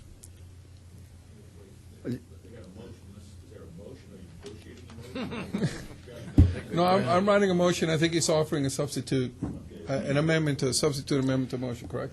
I'll wait. Go ahead. Why don't you second it? So offer that as a substitute. I'll second that and offer a substitute motion that revise the $200,000 cooperative endeavor agreement to make sure that all improvements as listed by the traffic impact study are done in compliance with what the traffic impact study and ERA's comments reflect. In addition, the timetable for the construction of off-site improvements that is proposed be the first phase of development.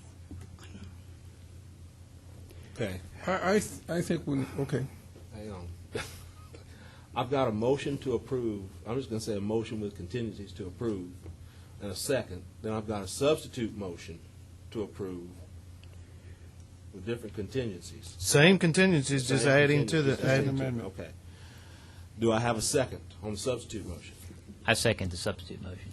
All right. I have a second on the substitute motion. Well, the amended contingency. Well, You withdraw your first motion. Does he need to withdraw his first? no. We've Well, got you two just motions, amended a you've got contingency. two motions right now. Just as a point of order, I think what he did is amend one of the contingency, correct? Correct. So he seconded the motion, amended it, one of my conditions. Is that what you did? That's You know exactly what what I did. I just I thought amended, No, 'cause I thought the way it was coming out, you were making a separate motion. I just wanted to make sure that these two items were addressed in the contingencies. Okay. I just have one concern with that motion for clarity purposes, because I'm reading what it says here, and Mr. Sanjay, clarify this for me. Everything we talked about here were intersection improvements on 44 and Loosemore, because everything over here is a cul-de-sac. I'm reading the statement here, and it's got references to Interstate 10, which is nowhere near this development. And I think it's a far-fetched to require them to improve an interstate intersection. I'm not suggesting that the interstate be part of the improvements. I'm stating my letter is simply stating the facts from the traffic study, and my comment says I want y'all to clarify what you want them to do. So I'm not taking a position one way or other on the interstate. I agree with your motion if we're talking of 44 and Loosemore. With your amended condition, if we're talking about 44 and Loosemore. With the way we've stated it, is it understandable to you, Michael? Or do we need to clarify even further? I would like as much clarity as you will give me so that when we review construction drawings, we know what they're supposed to do. But if you tell me it's limited to the Loosemore Road improvements, I understand what that means. Yes, I limited to the Loosemore Road And 44. and 44. And the timing of that would be consistent with the first plat? Yes, first phase. First phase, okay. First phase final plat or first phase construction plans issue? No, first phase final plat. That's when you were supposed to have $200,000. That you agreed with DOTD and Mr. Brew, correct?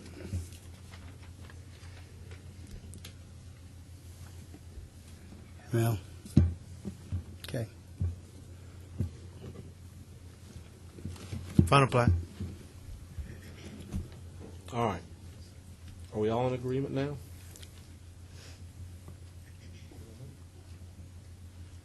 Okay.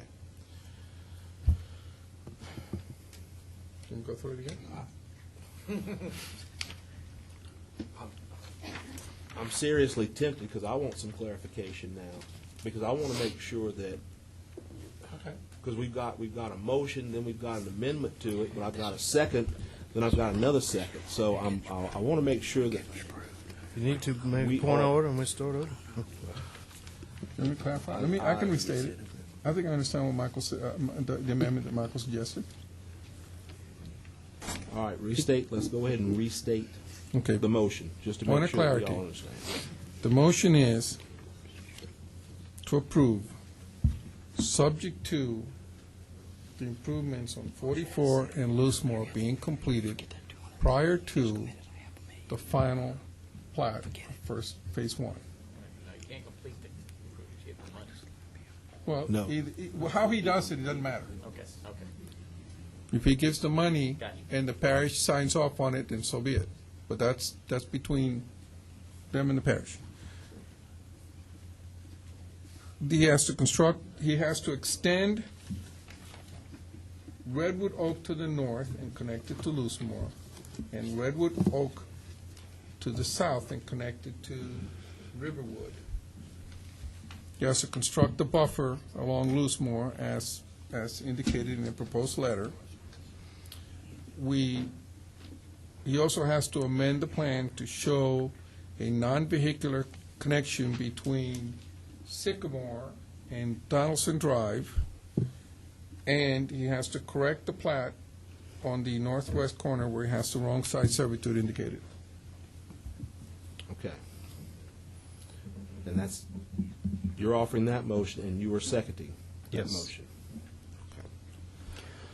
I have a motion to approve with contingency, the clarified motion to approve with contingencies, by Julio Dumas, seconded by Mike Bardwell. Is there any opposition or discussion? Motion passes. Thank you very much. Appreciate it. See, we shouldn't have to deal with that now. We shouldn't have to deal with that kind of contingencies.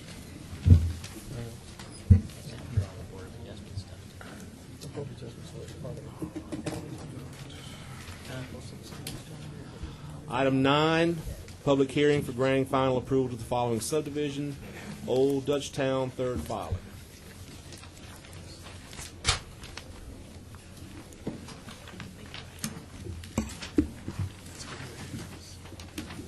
I'm Karen Kennedy with GWS Engineering. The preliminary approval, revised preliminary approval for this subdivision was approved on February 11th, 2006, and we are requesting approval of the final plat for this subdivision. All of the work is complete with the exception of the asphalt and the final inspection. We have addressed all comments to the ERA and staff. Any questions or comments from the commission this time? I think the commission should know that I did have a conversation with the developer, Mr. Fetzer, Monday. He and I did talk about the fact that the asphalt was not down on the road, so I do know the reasoning behind that part. The biggest part of it's been the weather. I think he was still getting the core samples and all for the soil cement. There was the testing going on with that, and they were running behind. So from what he told me, I think I don't know if it's still the schedule is last part of this week, first part of next week, y'all are supposed to go ahead and try and get the asphalt laid? We were requesting the final inspection today, so I don't know, I guess contingent upon when we get that done, he will do the asphalt immediately thereafter. Okay. Base inspection. Well, if the commission has no questions or comments, then I'll go ahead and open up the public hearing. Anyone wishing to speak on this property, please come up, sign in. No one wishing to speak on this property. Comments, questions from the commission? What's the wish of the commission? Make a motion to approve. Motion to approve by Alan Kraus. I'll second, but I'm going to offer a substitute motion. To approve contingent upon all the final inspection and ERA comments being addressed. I meant to say that, so thank you.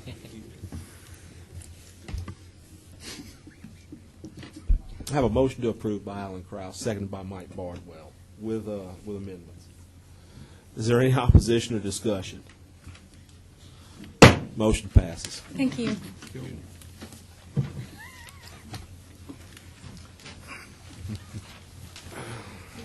Item 10, public hearings to consider the following servitude revocation. 10A, Pelican Point Properties, LLC, tract FGD-1-A-1.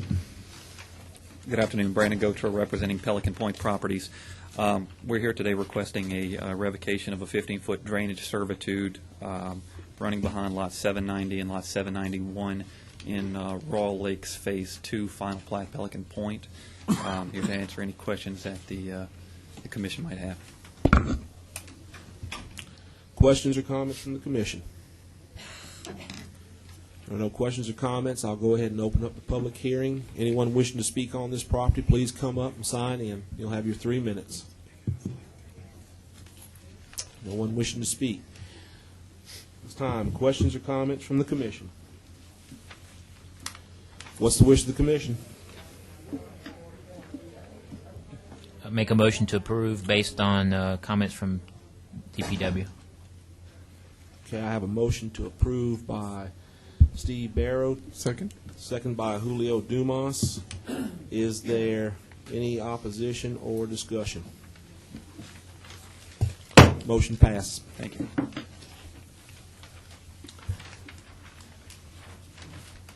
Item 10B, DS subdivision in the Lawrence J. LeBlanc property, Lot A-1.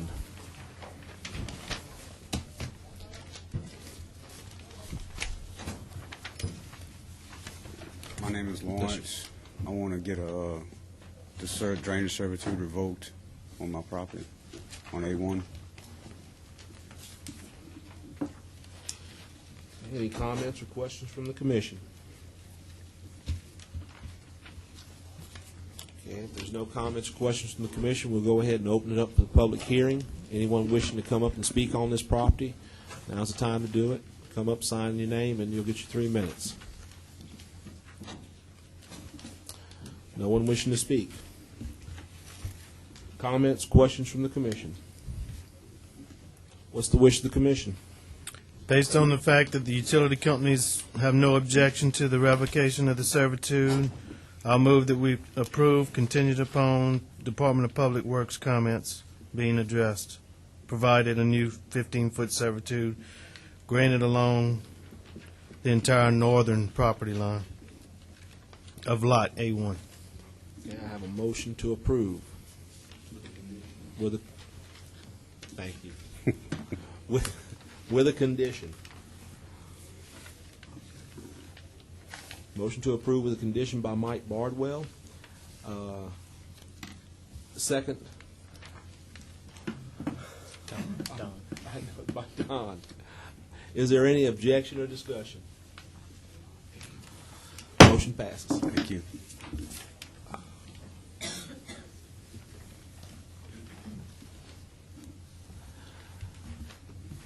Item 11, public meeting to consider the following simple division of property with a variance. 11A, Ray J. Shake Snyder property, lots 3-A-1 through 3-A-3.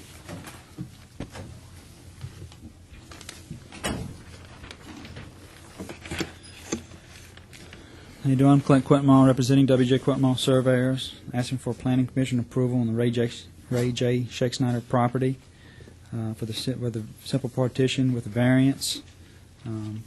There were no comments from the consulting agency, nor were there any from the planning department, although there's been a revision on the map, which is before you, dated May 10th, 2006.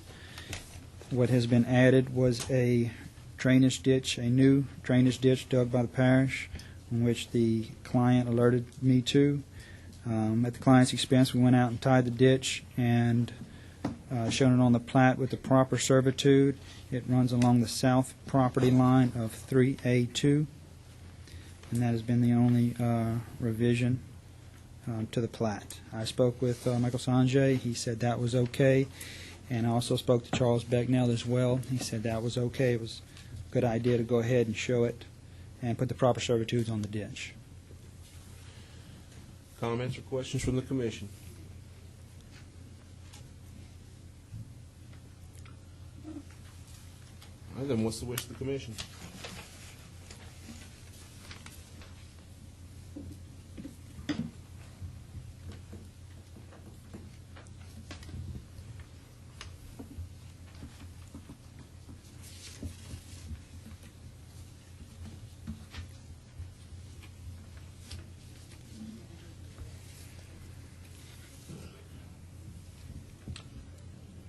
Make a motion to approve. I have a motion by Steve Barrow to approve. Do I have a second?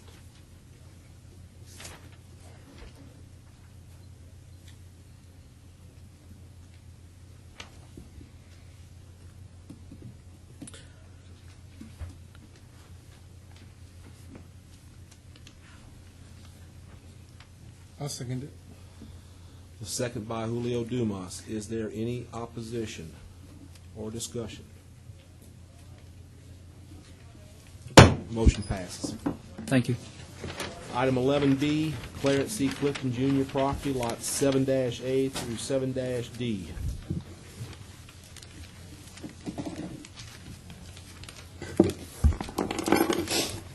Ellen Jackson with McLean and Associates, creating 4 lots with the use of a private servitude of passage. There were some comments. They have been corrected. Asking for your approval. Comments or questions from the commission?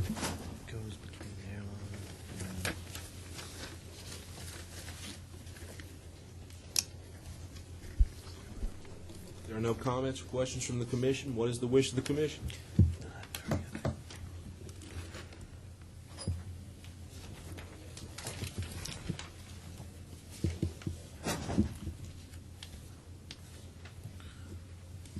Those first 6 lots, they're already existing. They're right? existing, yes. It's not part of this.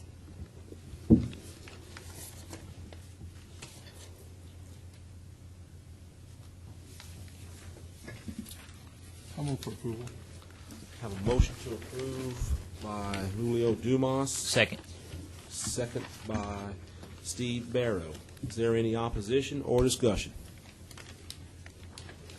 Motion passes.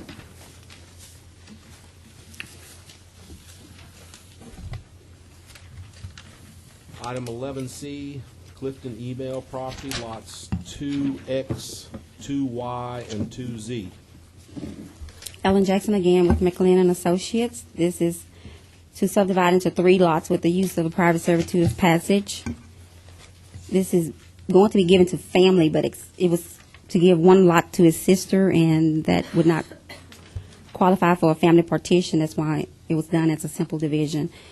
We have addressed the comment, asking for your approval.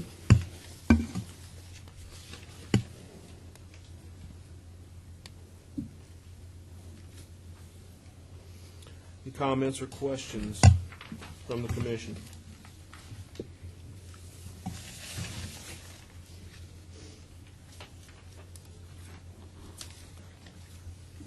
There are Do you no. have enough, I'm sorry. Go ahead.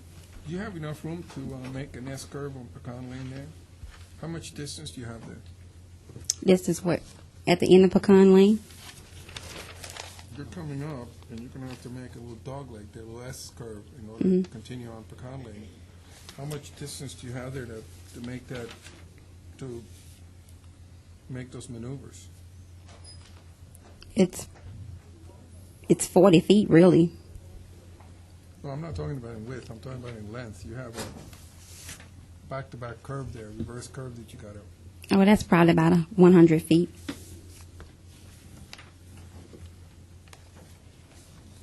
It looks about like that. That's what I mean. Based on this, it looks to be about 100. You know, if this is to scale.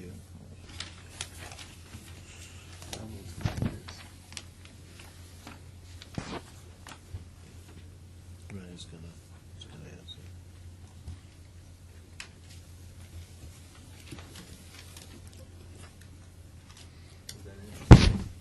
I guess, hey, Michael, can you expand on your comment that you gave here about he's proposing to build a 20-foot road? You know, he's got plenty of depth, don't you agree? You've got to bear with me a second because I stepped out. Which We're on Clifton item email? 11C. 9C? 11C. The Clifton email property. It's tense. Okay, and which comment? No. Right here. Number 1.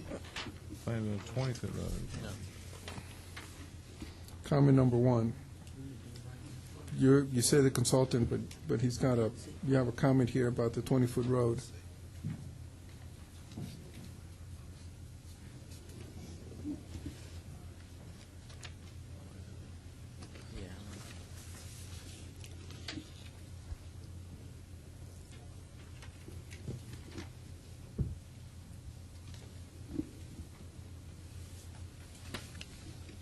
You got to.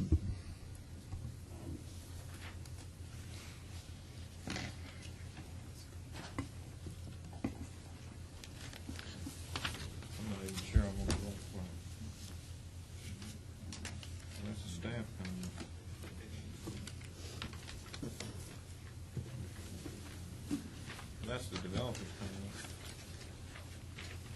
That was really a staff comment that we just received from Charles, and then the letter is their answer. The 20-foot is McLenn's answer to that question. Okay. I'm not sure that I can make sense of it, to be honest with you. I don't know that I can make sense of putting utility poles a foot from the edge of the road. Notwithstanding the fact that there's only three houses. That's not my comment. That was the consultant's response to basically the staff comment. Mm-hmm. You want to explain? What? They wanted to know why we wanted to incorporate the utility servitude in with that. The client wanted to put the power poles closer to the road than having a big space, and then since he's going to build closer to the property line and not like in the middle of the servitude. So you're trying to put the utility servitude inside Yeah. of the 40 feet. Mm-hmm. Which has been done before, but if So you have 28 foot of servitude left, and you're building a 20-foot road. mm-hmm. If that is a problem, we can increase it, but that's what the owner wanted.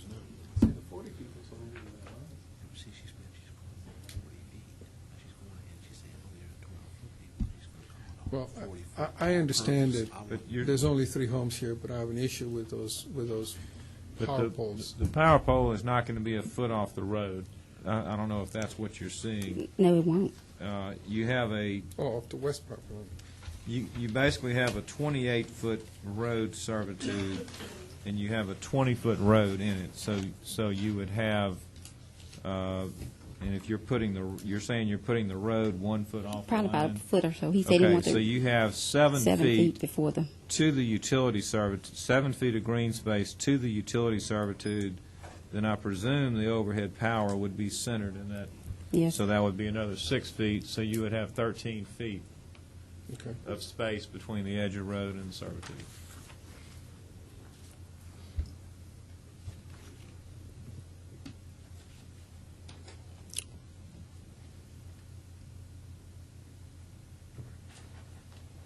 Other comments or questions?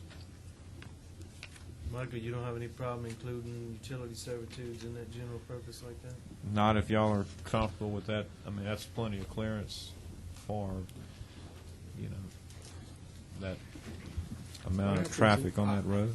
I've got a little problem, and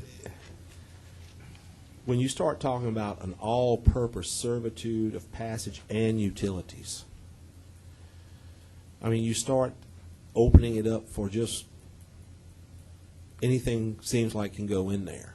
Now, we've had a problem in the past with some people wanting to go ahead and identify a servitude as a drainage and utility servitude. Yes, Ellen, you've come on Wednesday and you've seen that. We've talked. Not you. I'm not saying that you did it, but you know some of the stuff that we've gone through with that. So I don't think that calling it an all-purpose servitude is really a good idea, because it can end up getting us into trouble down the road. I think it really should be specified. That's really not what it is. What you really have is a 28-foot servitude for the road and a 12-foot utility servitude. In reality, that's what you have. I still like to say that all-purpose. Okay. Taken off of there. Get more specific with it. It was suggested by Charles to call it all-purpose servitude. So. That's all right. Mr. Becknell and I will have a chat about that. So whatever you want me to call it, I'll call it. We'll take care of that. Whatever you want to call it, I'll call it.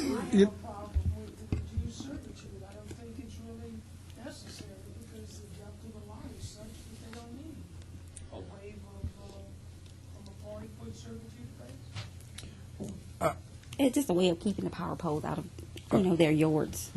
I wholeheartedly agree with staff. I think you need to provide the required servitude for the road, and then provide the required utility servitude, and call it a day. Okay.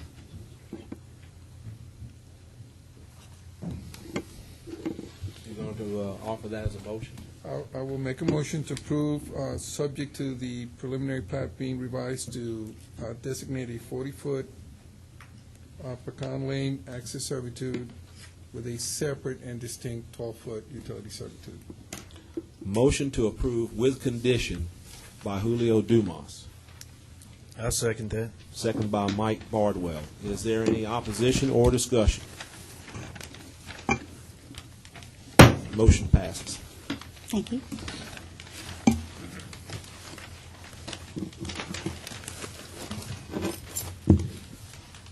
Next item on the agenda is the public meeting, number 12, public meeting to consider the Planning and Zoning Commission bylaws.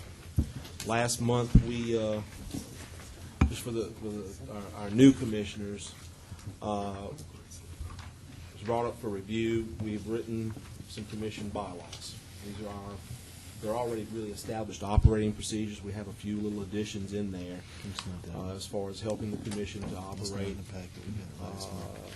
It's something that will help the two of you a little bit better to understand what's going on tonight. That's going to be up for the commission to vote and adopt if it so chooses.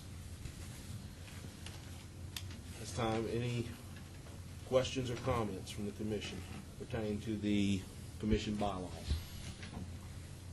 O'Neill, you've reviewed these bylaws, correct? Yes, I have. You satisfied with them? Yes. I mean, they're just operating bylaws. Mr. Chair, do you need a motion to adopt them? Yes, I do. I would be glad to make that motion. Okay, I have a motion to adopt commission bylaws by Julio Dumas. Second. Second by Steve Barrow. Is there any opposition or discussion? Motion passes.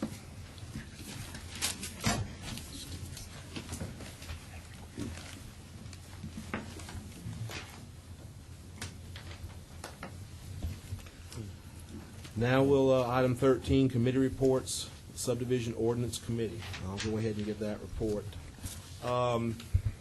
You know, there's several items that have been discussed in the subdivision ordinance committee.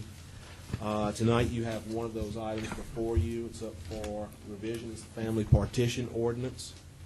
So, now you've been handed the copy that came in your packet didn't show the proposed changes.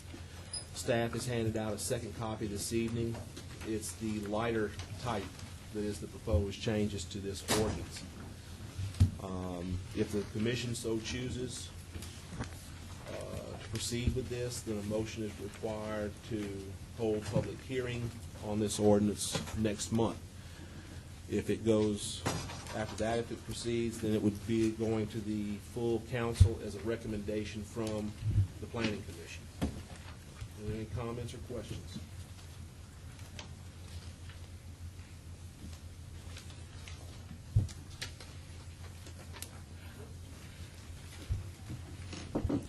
I just want to ask a simple question. Sure. We are taking a piece of land and we are cutting it up and creating new lots. So That's what a family partition does, just like any other subdivision of property.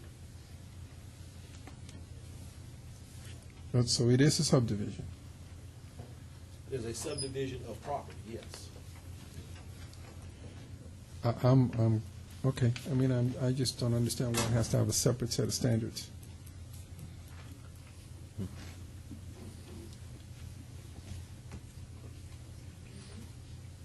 You want to answer it?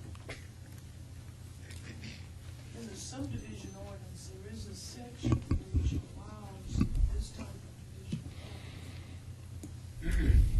It allows it as a hardship if the person owning the property cannot provide lots fronting on a public street. It allows him to create a private servitude of passage. Through the years, there has been some abuse of this type of division of property. There have been sales of these lots to other individuals. the commission in the past has tried to remedy this. This is what has come out of this committee, which has been looking at this. Thank you.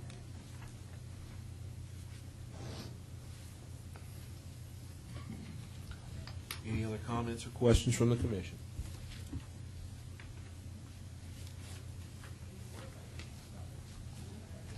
I'll ask, what is the wish of the commission?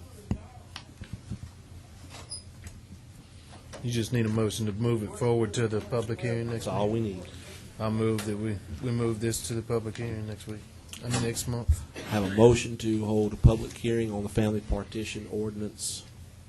Our next meeting should be our June meeting by Mike Bardwell. Second. Second by Steve Barrow. Is there any opposition or discussion? Motion passes. 13B, Strategic Planning Committee. Short and sweet. The only thing that's still going on in that committee, and it's supposed to be coming back to us, is the construction specifications. I thought they'd be back by now, but maybe they'll be back next month. That was my understanding that, because if I remember correctly, at the last special meeting that we held, as far as the Strategic Planning Committee, I was there. I was being pressed to know how soon they would be back before this commission. So, Michael, I guess you'd be the best one to talk to as far as what's going on with the changes to that document. I think the concerned parties were being given, I want to say maybe another week to give me comments on the remaining portions, and then at that point we'll correct and bring it back. Okay, have we established an actual cutoff date for these comments? Because it seems like it's dragging out longer and longer. It has drug on a couple occasions. As far as I know, this is the last one. You wouldn't like to go ahead and make that an official? No further comment. Oh, it was worth a try. That's all I have. Okay. Item 14, new business. I think we have any new business to discuss tonight. So, Family partition. Oh, that was Item 15, old business. 15A, Man Shack Harbor Crossing.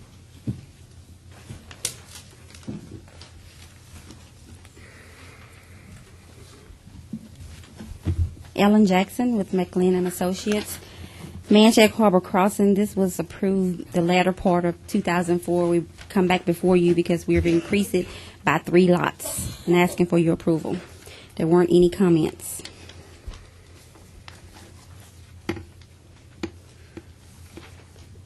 Why did you change the lot? Why did you change the number of lots? Well, the developer felt that he could get a few more lots in. Just did. How did they get there? What's changed on the plat? Did he go into some of the property that he wasn't using originally? No, he didn't really go into that. Is the block of is that like 58 through 73? He just, I think those lots were like 85 feet. He just squeezed some in there. So he reduced lot sizes.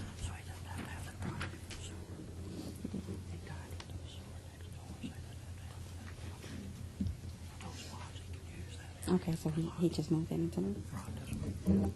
Okay. He tied into the sewer adjacent to it, so he did get some property, and we moved the line of 2 in.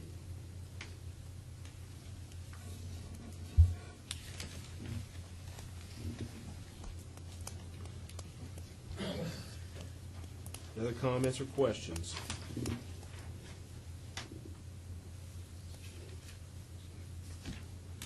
Well, I'm confused. Your original lot sizes were 80 by 150, and today they're still 80 by 150. So where did the extra land come from? when we originally came before, they had 2 entrances on this subdivision, but then we changed that. Reduced it from 2 entrances to 1 entrance? Mm-hmm. I don't know that it got reduced. I think we moved the entrance location because of the entrance because of the flood elevation. elevation.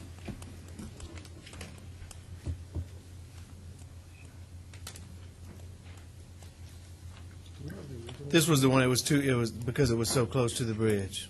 And it was low, yeah. The entrance, the elevation of the road where the existing road where they connected to it was below the flood elevation and not in compliance with the ordinance.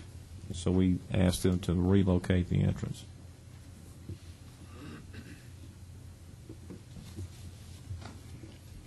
I can't read the street name, but whichever one.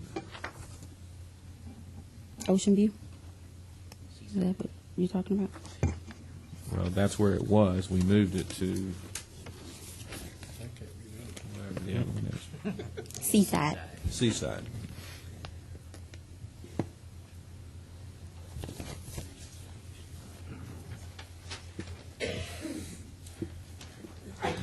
Do you happen to have the original approved plan so we can see you can point out to us what the difference was?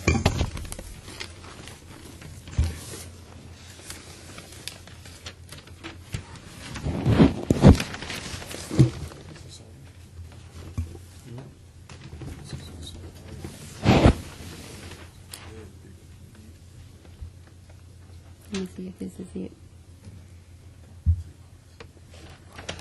That's not it.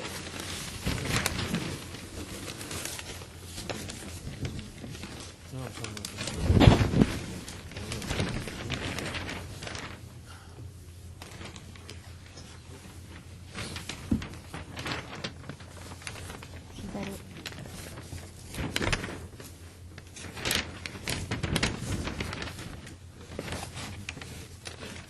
Thank you, sir. All right.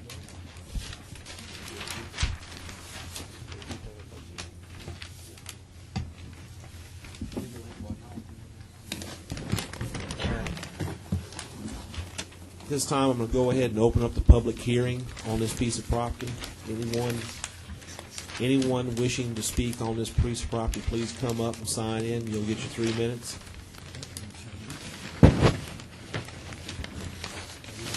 Anyone wishing to speak?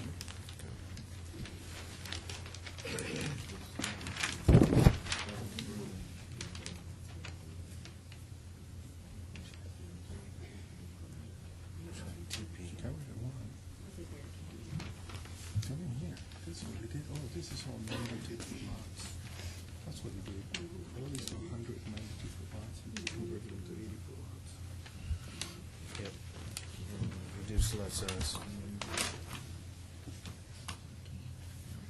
2, 4, 6, 8, 10, 12, 14, 16. That's what the came from. And the power went away. So I think we moved that in the meeting.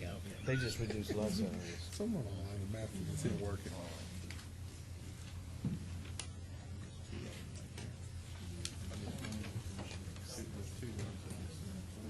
We got 73 more. Let's see one here.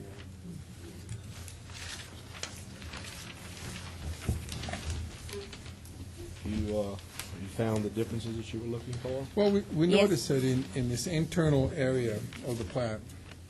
That's so where they changed. The lots shrank. Originally she had 12, and now she has 14, so that accounts to 2. But in the end of the cul-de-sac up here, they had a lot, and that one's gone. So we're +1 there. Not quite sure where the other 2 came from. Does the commission have any other questions or comments? That lot in the back that's gone now. Mhm. What's the use of that lot now? What's There the is use? no use. It's just that whoever owns that back there, the tract Y, will just have access to the road whenever it's built. Still a lot, it's just a big lot. Oh. It's But all it's part not of part of the track plat one. any longer. Oh, yes, it is. I'm sorry.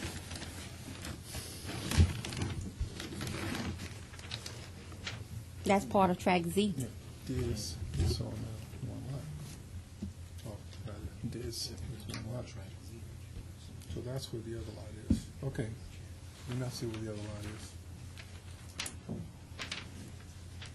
Well, you got two there. This is one lot now.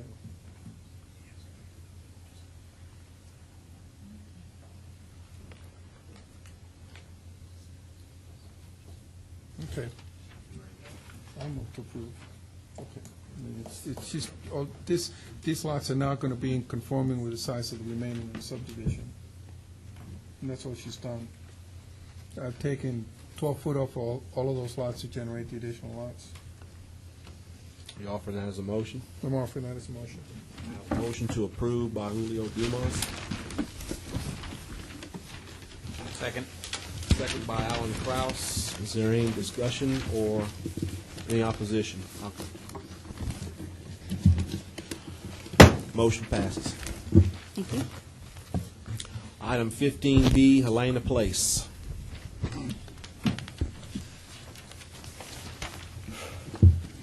Good evening. Greg Ferris with Ferris Engineering.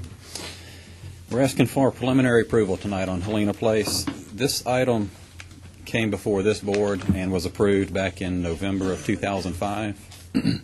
The reason we are bringing it back again under old business is that at that submittal, we failed to notify a property owner across the street from our site. That property owner filed a complaint, which is the reason why we're back here tonight. Now, as I said, this preliminary was approved by this body in November of 2005. From that approved preliminary, we proceeded to the boundary and topographic survey, and then on to construction plans, the full detailed construction plans that we submitted to CSRS for review. Those went through the review process and are ready to be signed, as from my understanding.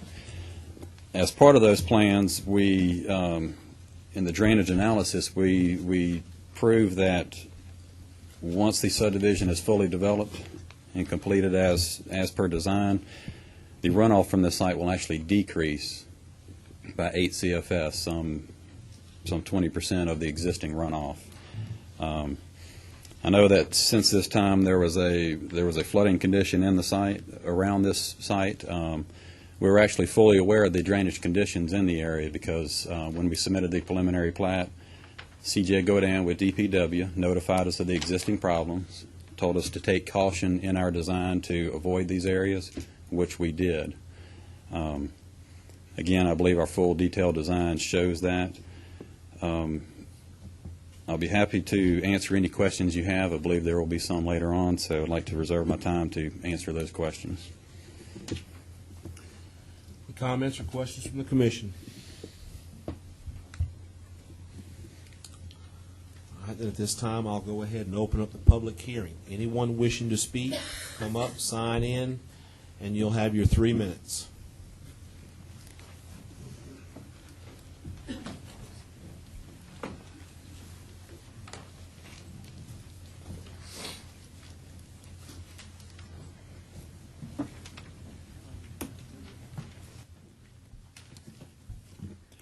I'm Roger Cobb Jr., owner of the property next door to the subdivision being developed. Okay, my first issue is the drainage problem. Yes, I need something to show pictures on. You can use that. Oh, okay.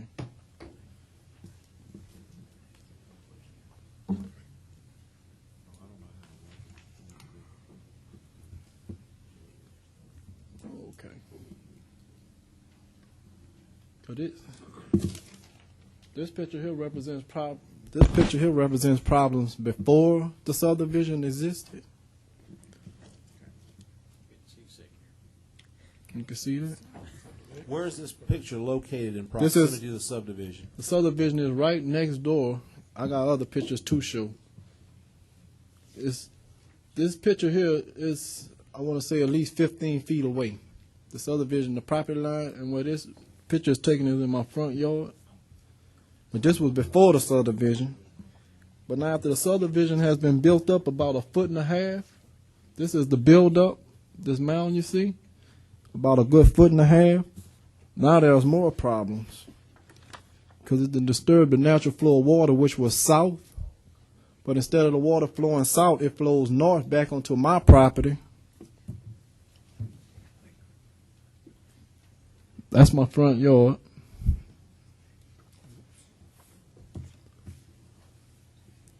Backyard.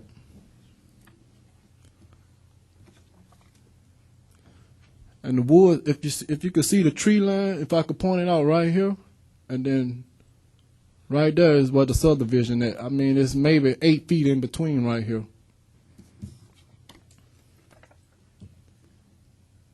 That's also my backyard, and this is the clay dirt where they done built up. All this is runoff. I'm just showing pictures of how high the water got. This was 2 weeks ago after that heavy rain. And this is also the front where it's kind of hard to see because I took that in the late evening. But that's the highway where you see the headlights. That's the front yard.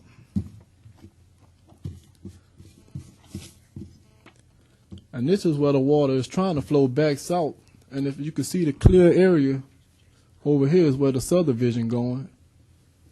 And this the water trying to flow back south. And this drainage system with collapsed culverts. And then it ties in, according to this drainage servitude, it says the on-site stormwater will be directed into a proposed detention lake. Now, when this detention lake overflows, according to this, the receiving basin is a tributary of Muddy Creek, which all this water got to tie into these two culverts, to these two little culverts, go across to the neighbor's inadequate canal. This is the neighbor's canal where all this water is supposed to travel through into Muddy Creek. And that's a picture of Muddy Creek. That's the north side of it.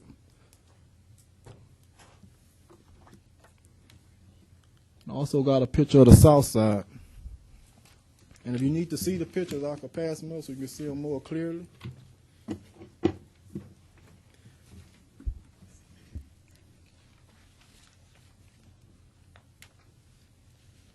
And this is a picture of Prairieville Middle School where all the water settles. That's my issue with the drainage. Also have another issue with the traffic. The 3 minutes is just about up. Okay, well, according to the traffic study, it says there were 50 trips made.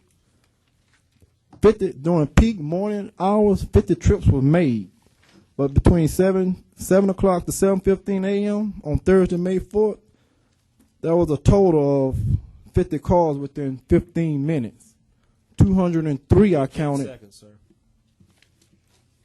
Okay, well, last but not least, I would like to request for a fence because on the developer's property map, if you look at the map, it shows that I only own lot 3, but I own lot 3 and 4A. Can I just continue with the last part? You'll get a couple more statements. That's it. Okay. Well, the last part I'd like to ask for the developer, because on this map it shows that I only own lot 3, but I also own lot 3 and lot 4A. Which there would be 5 homes backed up to my property. So I want to request that a fence be put up between the subdivision and my property. Because I don't know, I don't want to have 5 different style fences bordering my property line.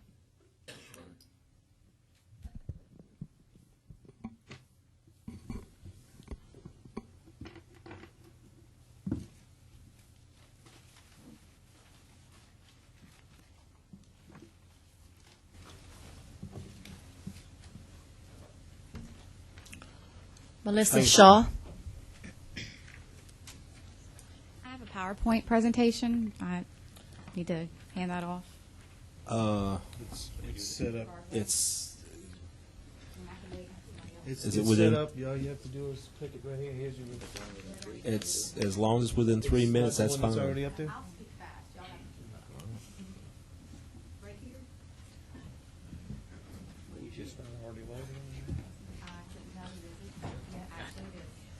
I think he loaded it.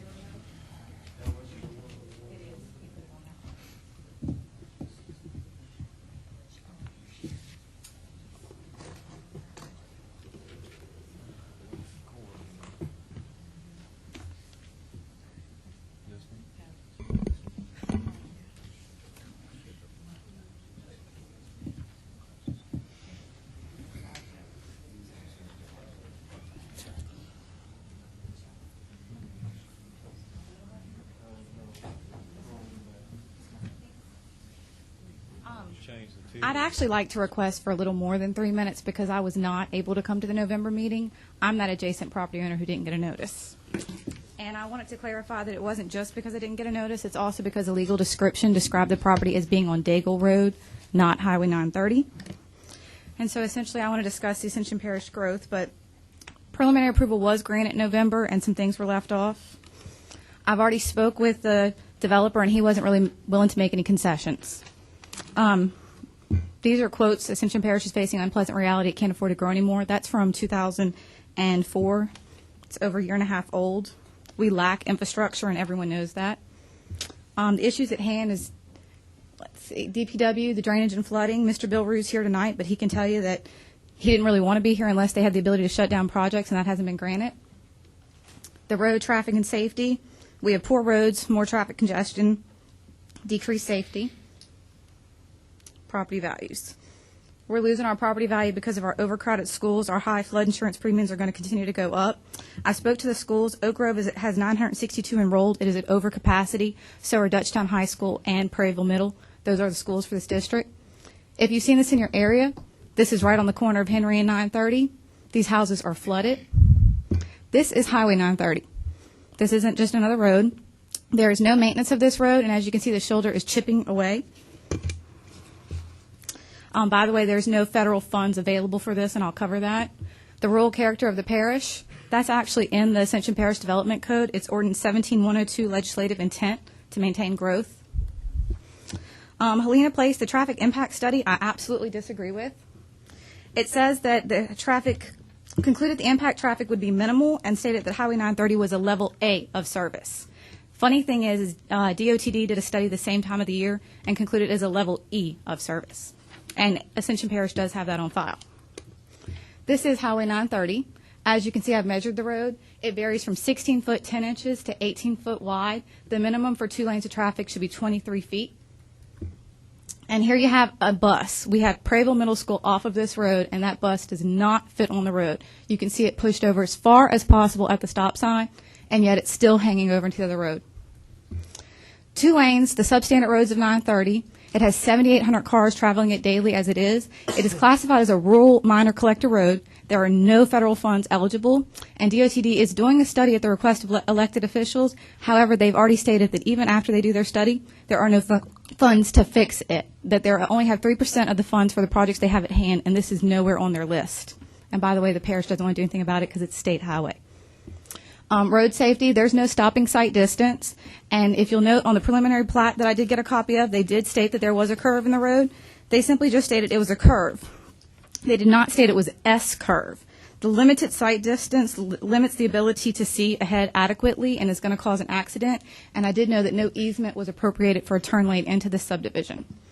Here's pictures of that curve. To the left is if you're pulling out of the neighborhood, driving right down 930 towards Highway 42. And to the right is if you're coming from 42, you would take a left in the curve and the neighborhood would be on your left. And this development, this is going to cause all kinds of problems. This is our parish president stated in newspaper report, as you'll see, that we already have traffic congestion on these roads, and that includes Highway 42, which is where this is going to end up going. Traffic from here is going to have to get from 42 or down Henry Road or down Post Office, and they're all poor conditions, and traffic congestion is horrible. This is what flooding and drainage has caused. This is a neighborhood just around the corner. They are pulling carpet out of their home from our heavy rain the other night. And that is my neighbor who's here tonight with sandbags around his home. And DPW has told me that we don't flood. But this is the Ascension Parish School. This is Prairieville Middle, and it is flooding. They asked to come and dig our drainage deeper. This is the school, and these are not during the hurricane, I want you to know. This is Muddy Creek tributary. According to Helena Place's drainage impact study, that is where they plan to drain. It's already at overcapacity, and the ditch is on private property. I'll be showing you a picture of that. And Ascension Parish does not have the right-of-way to grant permission for anything to flow there. This is that ditch. This is a private ditch that runs across my property. That's what it's supposed to look like. To the left is what it should look like after a rain. To the right is what it's starting to look like because of all of the infrastructure. I'm not supposed to drain the parish. That ditch is not for the entire parish. That's my husband standing in the ditch, and that's the two little bitty collapsed that we have. This is my backyard. This is supposed to be a pasture. To the left is what it looks like when we haven't had a rain. To the right is the pond I now live on. And Helena Place is already causing flooding. We saw it from the other night. If you'll see my husband standing to the left, my nice model, he's about 1.5 feet down from what's been built up. And to the right, I couldn't quite understand where they got the dirt to build that place up that high. That is dug so deep. This is my neighbor who just spoke, flooded more than I've ever seen. This is the rest of my property, and by the way, that is all pasture. As you can see, that is a detention pond or retention pond example to the left. That's from another neighborhood. It's supposed to be just so many feet deep. To the right is the detention lake. The zoning review ID that I want to bring up so that the parish is very well aware, and apparently it wasn't researched, but in March of 2001, zoning review ID 446.01, and by the way, that was me, was denied because of concerns of the road and close proximity to the school. I have a copy of the minutes if you'd like to see that. And residents spoke out and complained about poor road conditions, traffic, and poor drainage. That was for a horse barn. So now my 32 horses are without shelter, and I don't understand how you're going to dump 114 cars onto that road, and more than that with 57 houses, and tell me that's you're okay. At 7 minutes. Are you going to wrap this up? I am done. I am sick of the fact that we are neither proactive or reactive, that we just start a standstill and development keeps passing by. And I'm asking that y'all start to do something about it. This is what Livingston Parish does. They put up a sign. Ascension Parish sneaks it through. I'd like to see some things addressed, impact fees that we've been discussing for several years, at least since 2002 that I can recall, and decreased density. And I'm asking that you vote nay because of documented drainage issues, discrepancies in traffic studies, the safety and school crowding, and because on record previous request was denied right across the street from this because the road couldn't handle 40 more cars a day. It's your responsibility, and I don't see a purpose for having this board if everything just has to meet minimum requirements. If minimum requirements are good enough, then we don't need to get together. The purpose for gathering is to protect, and this is again the development code, to protect the interest of both the present and future neighbors as well as the general public. And other than that, thank you. Thank you.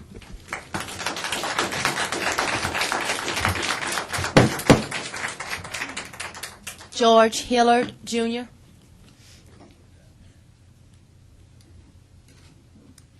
I'm George Hilliard Jr., and my property joined the backside of this Helena Place at the subdivision is. I don't have any pictures, but by them raising the subdivision about a foot and a half, it causes more flooding in the area where I live, in my backyard. During the rain, all the water runs on my property because I'm on a hill running to a slope to West Lane, and the water's running off of Helena Place, and the blockage by the raising it causes more water, and my backyard is covered with water, and my house is on piers, wood frame house, on blocks, and it's causing water to get under my house. And by that, it's causing my foundation of my house and frame to sink if it get any worse. It needs something to be done about the draining in that area. And everyone that lives along Muddy Creek is causing more damage to that area of flooding because of the level that they raised the whole subdivision. Instead of raising where they would build their homes, they raised the whole subdivision and left where the streets was. That's the regular elevation.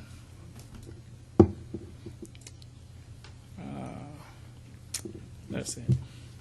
Thank you, sir. Andre Boudreau.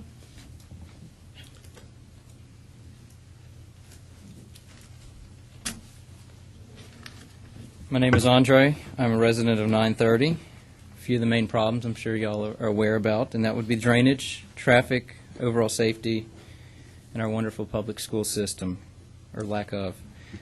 Our drainage consists of ditches. There's no main waterways. They're too small to handle the current volume of water. With regular rains, we flood. The drainage ditches do not move the water. The water simply sits there. They're not maintained, they're not cut, they're not sprayed. There's a lot of blockage in them. It sits for up to 2 to 3 days. Water gets pretty stagnant. It smells pretty bad, especially when you have a bunch of septic tanks empty and empty them, and the water is at capacity and it sits. This isn't to mention the hurricanes that we had and how long the water sat there. That's a different story. The Helena Place plat states that the on-site stormwater will be directed into the proposed detention lake. How do you add more water to a lake that is already at capacity as opposed to a detention pond? I guess that's what we need a clarification on. Traffic. Highway 930 is substandard roadway. With over 100 additional cars, this means that we are congested at every surrounding intersection, even more than we are currently. The local school buses, as you saw the pictures, have to pull over and stop for oncoming traffic. They simply cannot fit on the road with cars. The safety. The houses proposed for the site, I am pretty certain they're not going to be middle income. They'll probably be lower income. Therefore, they will be exempt from homestead exemption on the taxes. This decreased tax base will negatively impact our overworked and underfunded Prairieville Fire Department.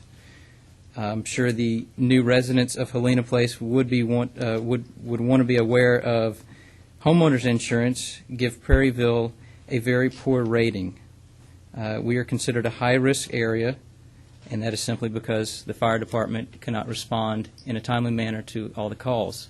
They're spread way too thin and overworked.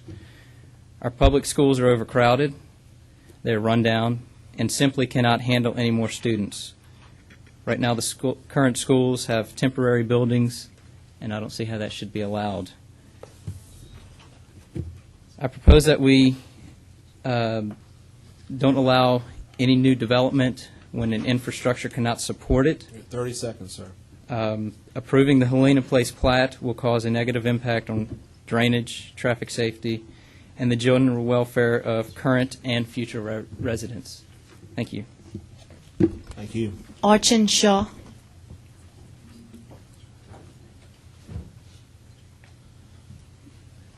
My name is Archie Shaw. I own the property across from Helena where they're building this new subdivision.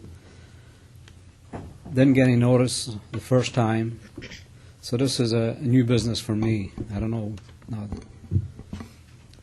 And I don't know where that water is going to go because we've had problems before. You've all come to me and asked me, can you get a right of way to get through the small ditch? Now you want to dig it deeper.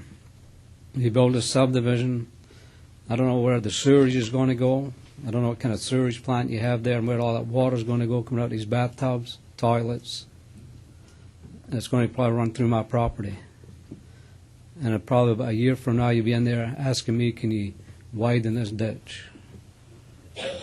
And I guess I'll just have to get some lawyers to work on it for me and go to town. That's all I have to say. Thank you, sir. Clyde Owens.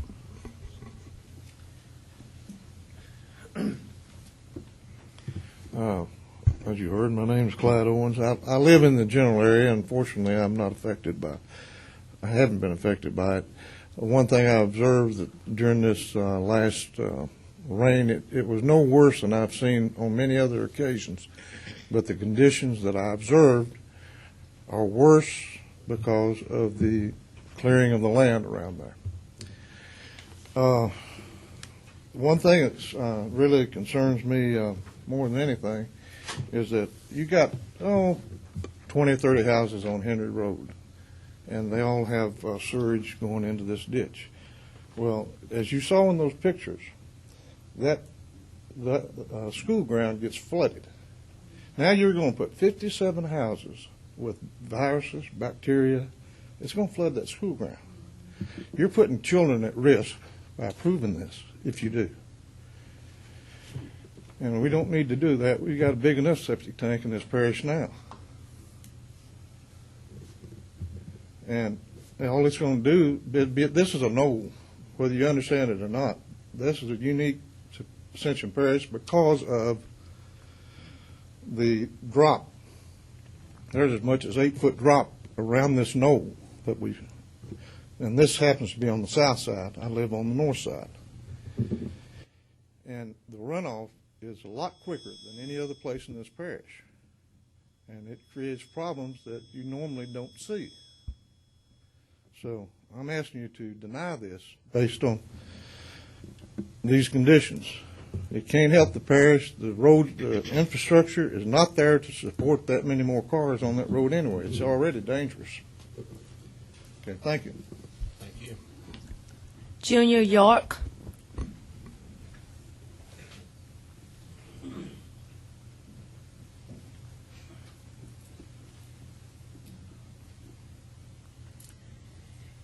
My name is Junior York. I live 3930 West Lane, and my property is joined this property of Helena's. And we had enough problem with water. But we had less rain than we've been having. We had more water for a longer time. And when this water come down on us this time, when it did go down, it left clay mud all on your concrete and whatnot under your car sheds and things. So I'm asking you, if those people are going to do this, somebody got to contain their water. And I ask you, don't approve this stuff. Thank you, sir. Donald Clark.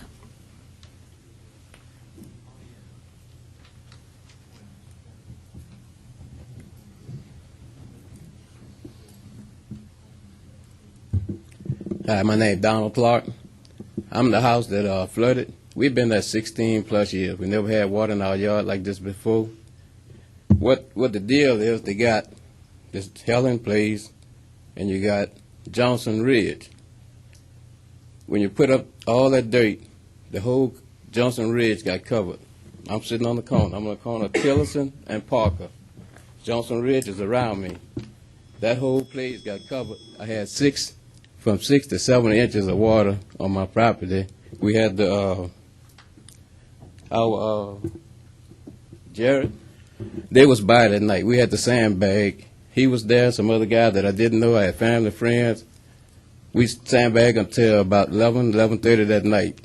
This water was about, like I said, 6 to 7 inches, and it's never been on my property like this before, and it got inside my house. So I'm just up here to find out what they're going to do about it, how they're going to correct it, and that's what we're trying to figure out. Thank you.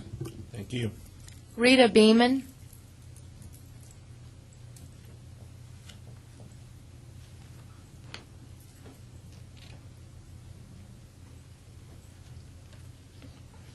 Hello, my name is Rita Beeman. I live on Larry Johnson. You cannot get on Highway 42 from 9:30, early in the morning, late in the afternoon. So we take Henry Road to hit Airline. You put 57 more houses there, you won't get out there either.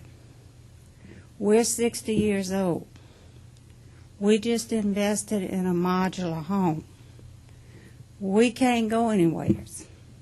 So just keep in mind those of us that's going to be left behind.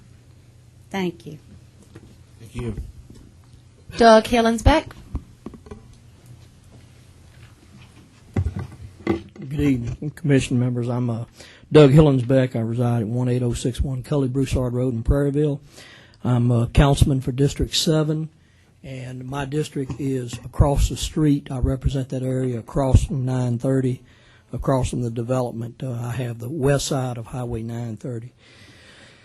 I'm here tonight to express my concern for the area residents that have been flooding for some time now, most recently Hurricane Rita and the recent floods of last month. The upper reach of Muddy Creek gets out of its banks, and the residents from not only the immediate area but also Charleston subdivision off of Jefferson Highway, they are now concerned, and we've got high water marks where we haven't got water in people's homes as of yet that I'm aware of, but it's very close to flooding.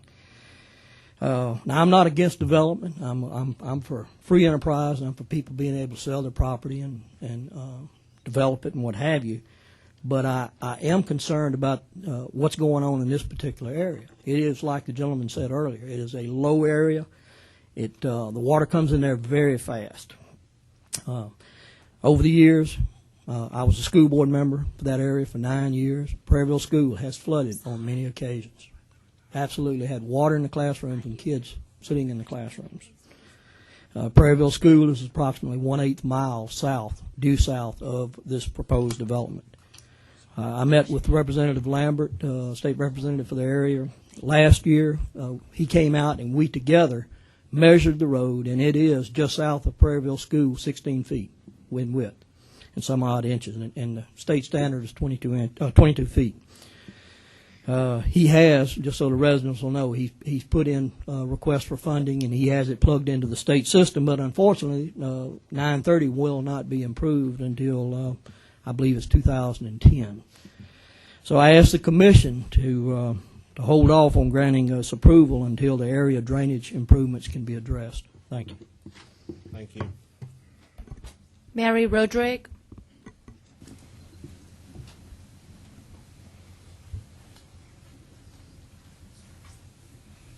Hi, my name's Mary, and I live off of Henry Road, and I just want to continue adding on. I have pictures of the flooding on my property. So I just stick this underneath here. This is in the backyard. This is from Saturday night. And this is what's still holding from in the afternoon. This is also in the backyard. This shed had 8 inches of water in it. I was up until 4 o'clock in the morning watching the water rise long after the rain stopped, rising and rising and rising. And this ditch is what's draining from that subdivision, Helena, into Muddy Creek. I'm going to flood through no fault of my own. Thank you. Coral Weeks.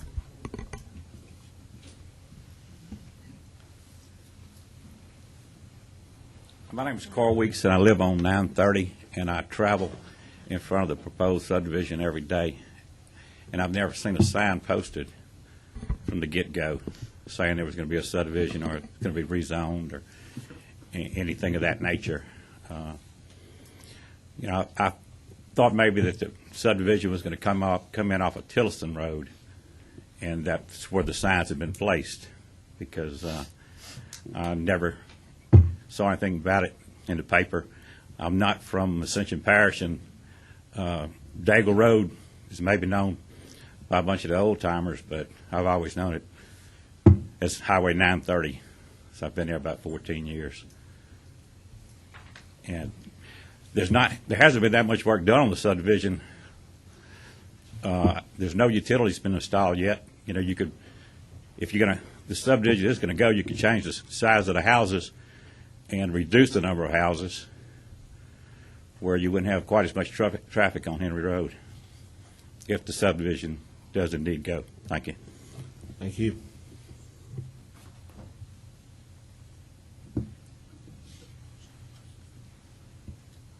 That's it. All right, the public comment period is closed on this item. Comments, questions from commissioners? I'd like to ask Mr. Patel a question. Carrington, let me get this straight. Preliminary plat was approved. It was approved, correct. And we received a complaint because the notice was not issued or done properly? An adjoining landowner was not properly noticed. That's not all. Okay. An adjoining landowner was not properly noticed. The other matter was correct. I researched it and I feel it was correct. The proper notice in the paper was correct. That's my opinion. It's my legal opinion, and that's my job to give you legal opinion. Let me go ahead and also add that the parish planner and I have discussed this. From now on, what will be done is the road number will be identified, and then the name of the road will be in parentheses afterwards. That will solve all the issue right there. The parish relies on the parish assessor's office for information, and that's where these developers and their engineers are getting information that they are providing to the planning department. So, as far as erroneous information, then those issues need to be brought to the parish assessor's office to be corrected. This is not the place to do it. Please continue, Mr. Parrington. Well, I just have one more question. Okay. In your legal opinion, where does that place the status of the approval on the preliminary plat? I notified them that it was not, approval was subject to rescission because they had not properly notified to have a proper hearing, and that's a requirement. That's a requirement of the code. That's adjoining landowners be notified. So at the present time, they have no approval? Well, we didn't enjoin them. Okay. I advised them that they were working at their own risk because I just felt that was the proper way to do it. Thank you, sir. Any other comments or questions from the commission? Yeah. Yes, sir. Who did the drainage study on this? Was there one done? Yes, sir, there was one done. Michael, if you would go ahead. Yeah, the drainage study was done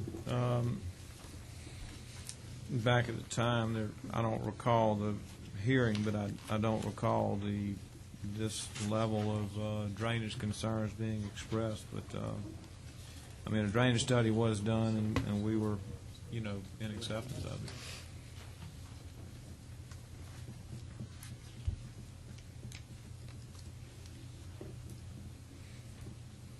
Mr. Ferris, you have some comments to offer at this time? Well, I'd just like to reiterate that from the preliminary plat approval the previous time, we proceeded to construction plans and prepared detailed drainage analysis from actual on-the-ground survey work. This goes beyond the point of a drainage impact study. This is a detailed design. I believe a lot of the pictures that you saw were existing conditions. Now, as I mentioned, DPW notified us of these existing problems. We have it in writing from DPW that there are existing problems at 930 and Henry Road, including the middle school. They urged us to avoid that area if at all possible, which is what we did in our design. And again, once this project is fully constructed according to plans, the runoff will actually be decreased from existing conditions, which will improve the drainage situation in the area. Would you read that statement right here, which is from C.J. Godin, who is with the Department of Public Works? This is a drainage information form from DPW under known flooding problems. He says the houses at the corner of LA 930 and West Lane and LA 930 and Henry Road have complained about poor drainage conditions. Care should be taken for the development not to increase the flooding potential for the homes near this intersection. That is the DPW statement from the pre-app meeting. Correct. Yes, sir.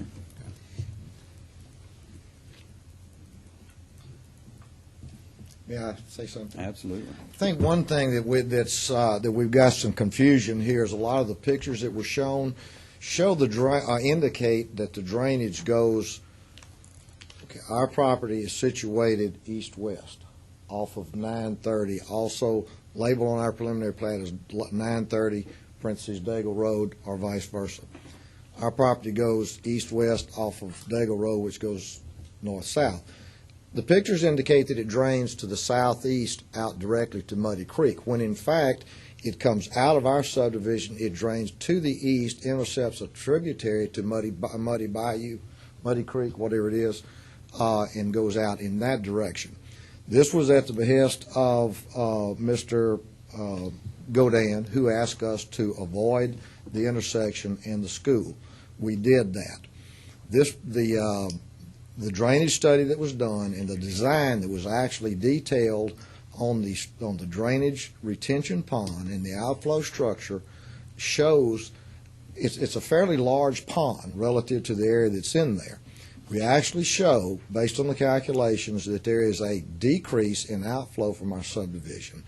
Unfortunately, what has happened is we got a short duration, high-intensity storm in an incomplete construction. The outfall structure is not there, so what happened is the pond simply built up. It had no way to get out except through the existing channel. The outflow structure, which is a standpipe, a 24-inch standpipe, is that correct, is all part of the design as to what goes in, what goes out of the pond, and actually controls and determines the amount of retention that you have in the pond. It's not in, and it's just unfortunate that this rain came at this time. But we still contend, and it has been approved by the ERA. We do not have signed plans because, ironically, this came out the same day we got the notice that the plans were ready to be approved, submit them.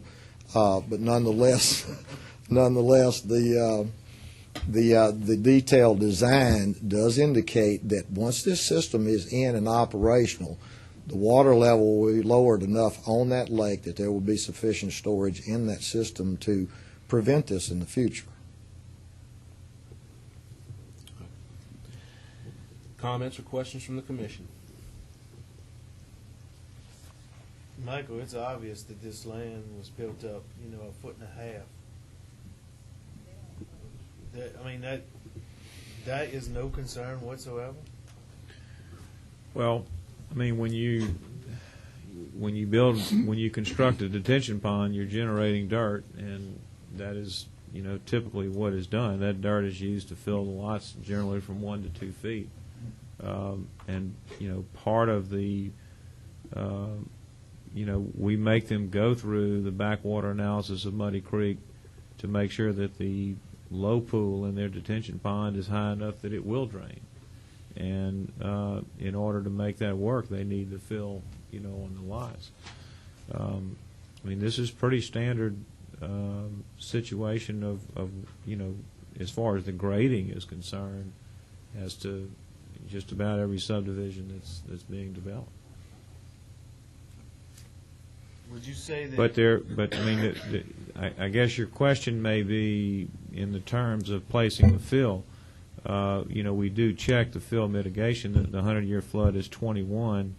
Part of their site was being filled above that, but they're also creating additional storage by the pond. So, we check to see that there's no decrease in flood storage volume as part of the final construction plan review. And Mr. Bardwell, may I add that what is seen above the ground and what is most obvious of all the features out there is, yes, the ground has been filled up. It's required to be filled up above the 100-year flood. But at the same time, when we build up, we also take dirt out. So what storage we take from the drainage basin, we replace that below the natural ground and the water surface that we end up with. So it's a no net loss in storage. And like Mr. Sanji says, that's standard design procedures.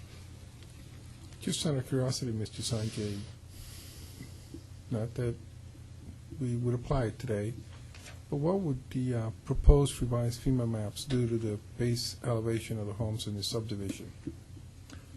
I would have to check to see if they've revised them in this area or not. Have you looked into it? Yes, sir, we have, and it actually takes this area out of the floodplain. Where's the logic there? If the commission would like those maps, we can certainly provide them. Yeah, they are preliminary maps now. They are preliminary maps, but it actually shows the majority of this area being removed.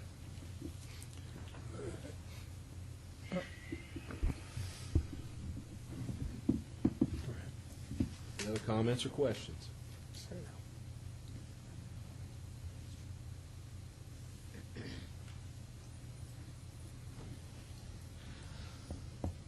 Well, I am going to make one comment to the commission before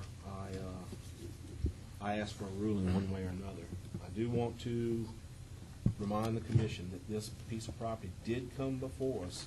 It was last year. Our engineer has reviewed all of the required documentation, gave us comments on it, and we ruled. Now, if the commission feels that there's new information to change that previous decision, so be it. If not, so be it. But then I'm going to ask, what is the wish of the commission?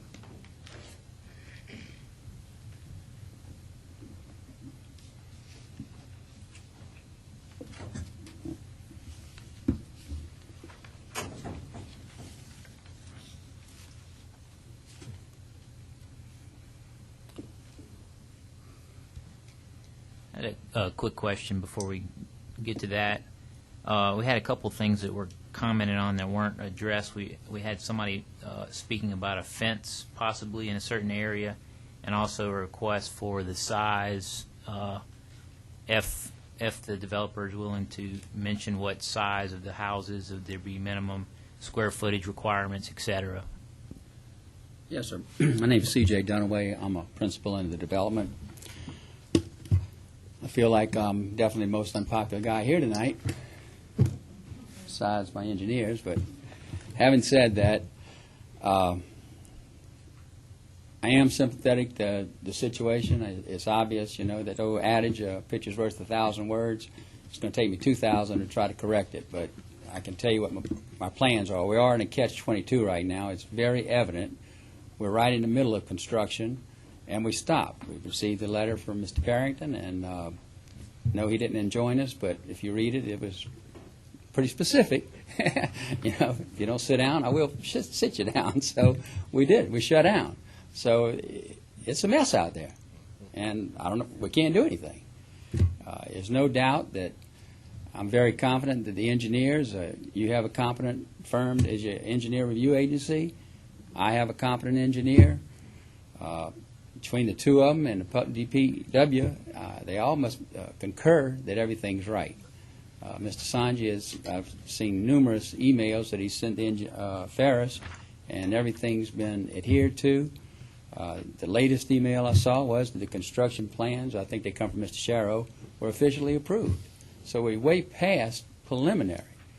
What has happened is this was an administrative oversight by Mrs. Shaw and I getting a notice, and I can understand her concern, and I can understand everyone's concern right now. But I'm not an engineer, but it's obvious it's not going to get any better until we can do what we set out to do. And I understand, listening to the councilman, that this has been a problem for a while. Obviously, he's trying to address it, and I hope he does, but we're not adding to it.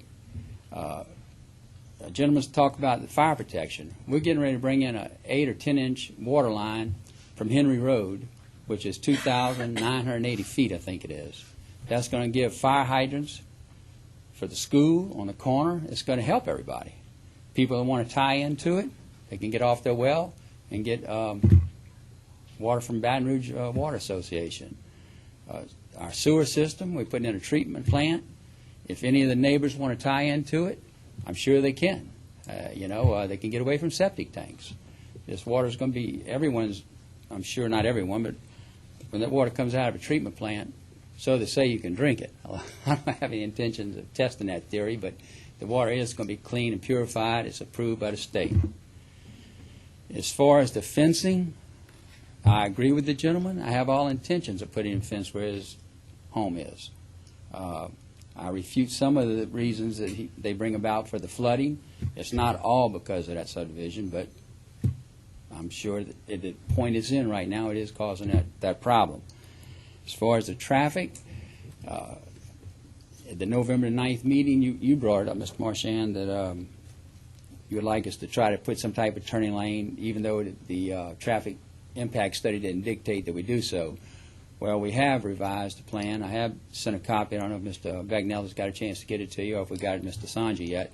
But we are going to make a big flare coming out of there, and it will make it a lot easier if that occasion rises for the cars to get in and out. I'm certainly not going to dispute the councilman when he measured the road, but we measured in front of the subdivision. It was 17 feet and 11 inches in front of our entrance to the subdivision. Now, down by the school, I'm sure. Yes, sir. And I'm sure you're right. But where we measured, in that area, we felt that that was right width. And he's right. The lady's right. It's deteriorating on the edges. That's soon. I'm sure that at some point that's going to get corrected. It's my understanding, again, I may be wrong, but there is a code for the state that they don't double stripe roads if they're substandard, and that road is pretty well double striped all the way up to 42. But I'm not. Again, I don't know all the rules, but I am willing. As far as concessions, I've only had one conversation with Ms. Shaw, and she realized that, and I'm sure she'll acknowledge that I have tried to call her at least a half a dozen other times, and she hadn't returned my call. As far as reducing the lots anymore, no, I can't. I went and bought that property, mortgaged it based upon the approval of the lots that y'all granted me. I just can't run back to the bank and say, hey, now we're going to make this 40 lots. That ain't going to work. I'd like, it's just past all that. I'm willing to do everything that I can to work with the people. As far as the size houses, I hate to commit to it, but if that gives somebody a sense of comfort, I would say that the lots are going to be around $48,000 the way it looks right now. So that's going to dictate in today's market, the minimum of 1,500 feet. I just don't see, that would be, I don't know if you could build a house on a 1,500 square foot house on a $48,000 lot. It's a mixed neighborhood. When I say mixed, you have mobile homes, you have small homes. You go around the corner, they got big homes. It's just a mixed neighborhood. We're going to build, they're going to be nice homes. You just don't put a small home on a $48,000 or $45,000 lot. I mean, that doesn't happen. I don't know what else I could do aside from the fencing. I give up a lot. It was 57, it's 56. So we worked out, you wasn't satisfied with the green space. We increased that. We're willing to give some of the right of way in the front. If a few feet, if you need to widen the street later, we'll do that. When it's all said and done, it's going to enhance everybody's property. I mean, it's going to be a nice subdivision. It's not going to be a ratty subdivision. I don't know why anyone would make the comment you think it's low-income homes. I don't know where that comes from. It's not going to be low-income homes. It's going to be nice homes and good people living there. And I don't think it goes without saying the economic engine of this parish is the building industry. And so if all these problems exist, it seems like all of a sudden they surface because of that rain and it's been going on. If they're really that bad, maybe, it should have been a moratorium put months or years ago. Or, we wouldn't have got to this point where we are.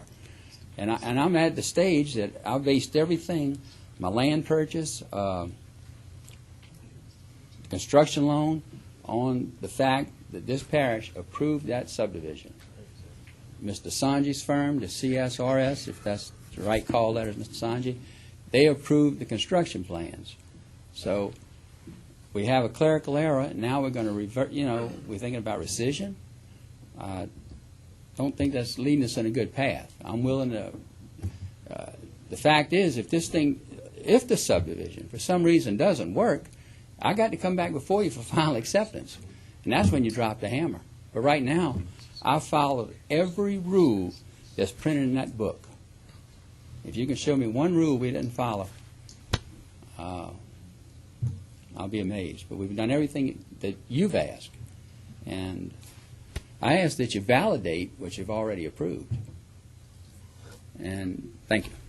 Thank you. I just want to, for the record, clarify one thing. You may refer to a clerical error, but it's correct me if I'm wrong, Mr. Barrington, that's state law that requires a notice, and that's far more than just a clerical error. It's our ordinance? It's a parish ordinance, so it's still a technical requirement.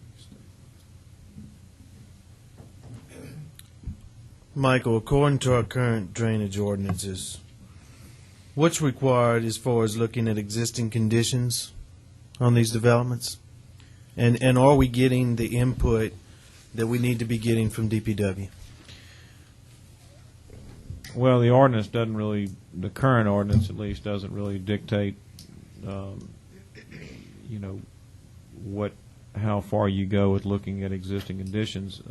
That's why we give DPW the opportunity to tell us where we have known flooding problems.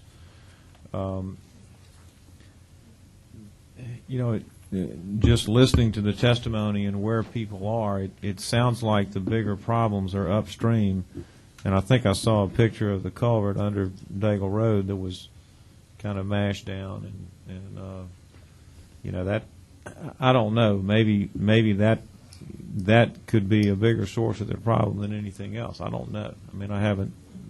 We didn't hear this testimony when it came around the first time. So, we basically looked at the DPW comments, and the developer had already agreed that due to the comments they were going to provide retention and reduce the flow. I don't have the numbers here, but I trust what Mr. Ferris is saying, that they have reduced the flow. So, it's, from a legal sense, I don't think it's the developer's obligation to fix the problems of the past. It is an obligation that he not make things any worse.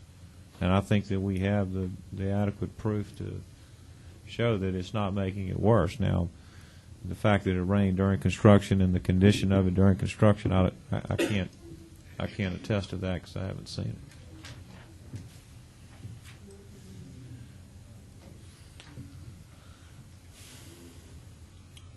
Any other questions?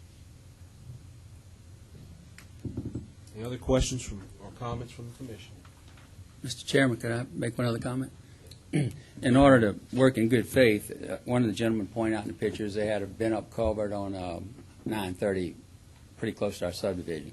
I'm willing to replace all those culverts, resize them, providing the homeowners let me in that first block right there.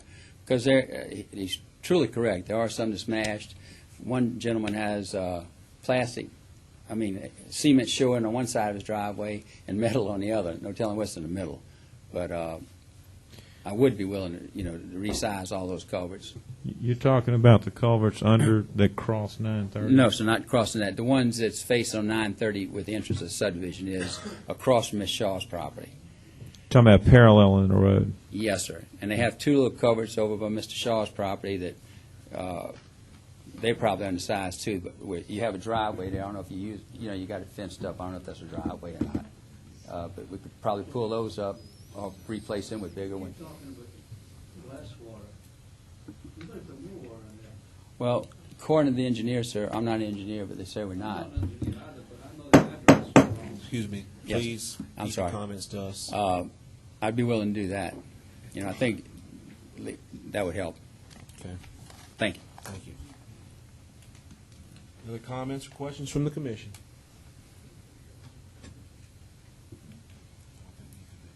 Here is it. Nope. That's your call.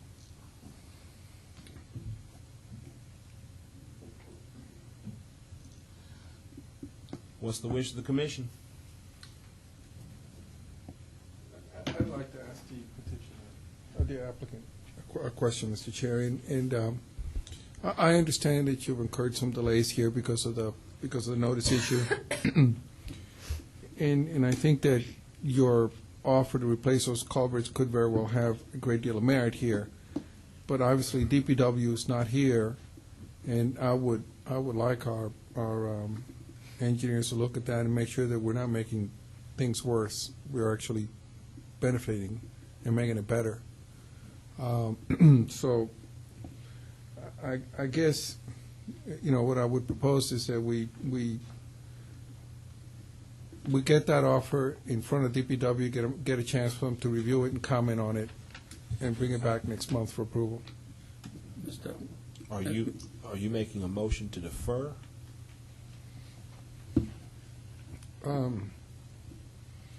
Yes, I'll make that motion. Motion to defer, Julio Dumas. Is there a second?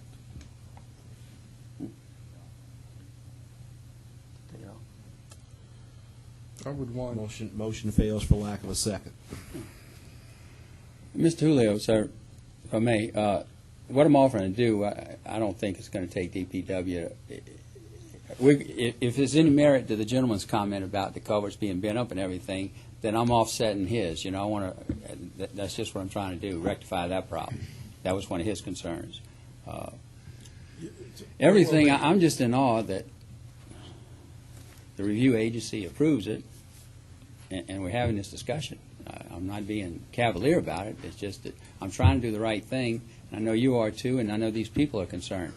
But if we don't go forward, again, you had the final say-so, and you have to say so now, but the final approval will come before you, and if we can't improve improve what we're doing, then we're just going to have a mess every time it rains. It's supposed to come up another big one tonight.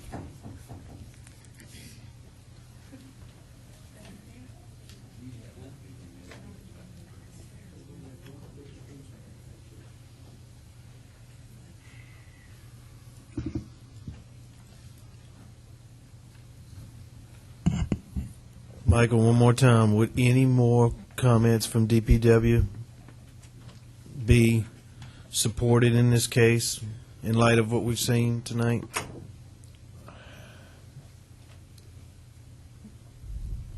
I think DPW stated the case of where the drainage problems are, and, you know, they're bringing new evidence to us of where there's issues. I mean, I can work with them.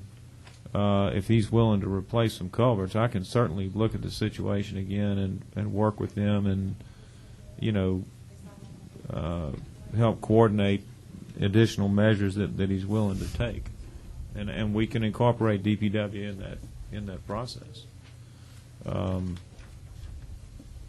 I'm not sure how far you can go in mandating that he fix the existing problems. And there's, you know, obviously there's going to be a dispute about whether all these are existing problems or they just showed up, you know, the other night.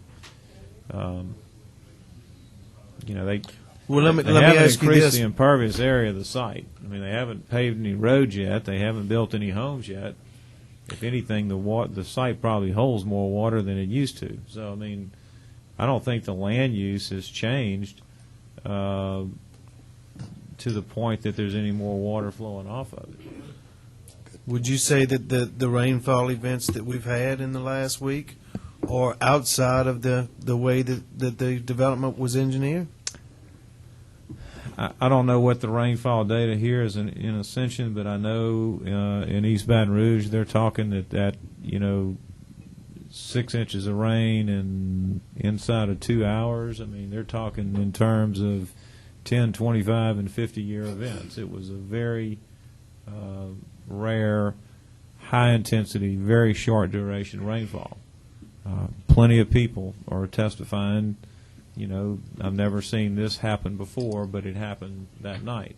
So we definitely had a very, you know, high-intensity rainfall, no doubt about it. And in most cases, you know, if it rained here like those rain data is saying, that probably exceeds the design that we're doing. But, you know, we have to pick a design storm, and you know, that's what we go by. And it was an incomplete, I mean, the construction is not finished out there, so the system is not going to function the way it's designed to function, being only partially finished. The detention system, as Ron said, is not working yet. It's not completed.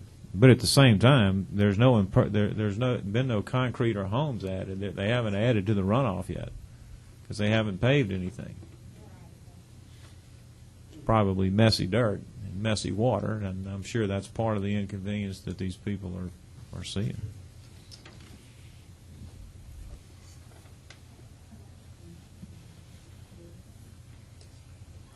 What's the wish of the commission?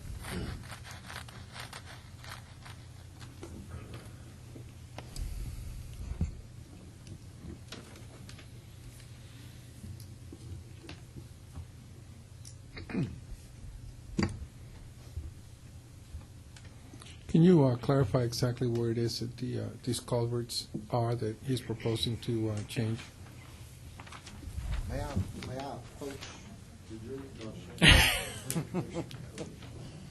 That's the police jury.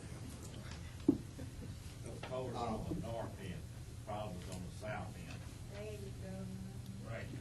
There's a jam on the north. Right. If you can look at this, this is a map that's excerpted from quadrangle map, which shows the site.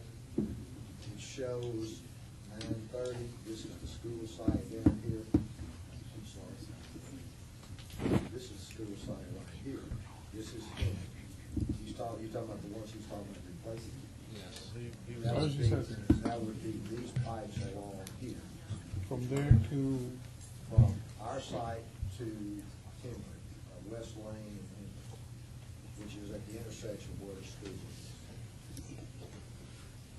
Now, as you can see, our drainage, according to this letter of information that we got from DPW, which says, houses at the corner of LA 930 and West Lane, LA 30 and Henry Road have complained about poor drainage conditions. There should be taken further development, not to increase the flooding potential for the homes in this intersection. We actually took the drainage, the actual drainage flows go in this direction. That's how we're taking our drainage, is away from this intersection right here. That's how it's designed, that's how it's designed preliminarily, and that's how we carry forward with it within our final design. This is an actual copy of the drainage impact study. Right, Ron, quickly. The man that's flooding now, is he, where is he? I really don't know where. I'm on the phone, I'm aware, The man with the pictures, who has the pictures? I'm the one that got the water in the house. North of the site. You're up near Parker There's Road? a damn building. He's on Parker and Tilton. I'm on All the way the down there. He was at the corner of Parker and Tillotson. This is from this man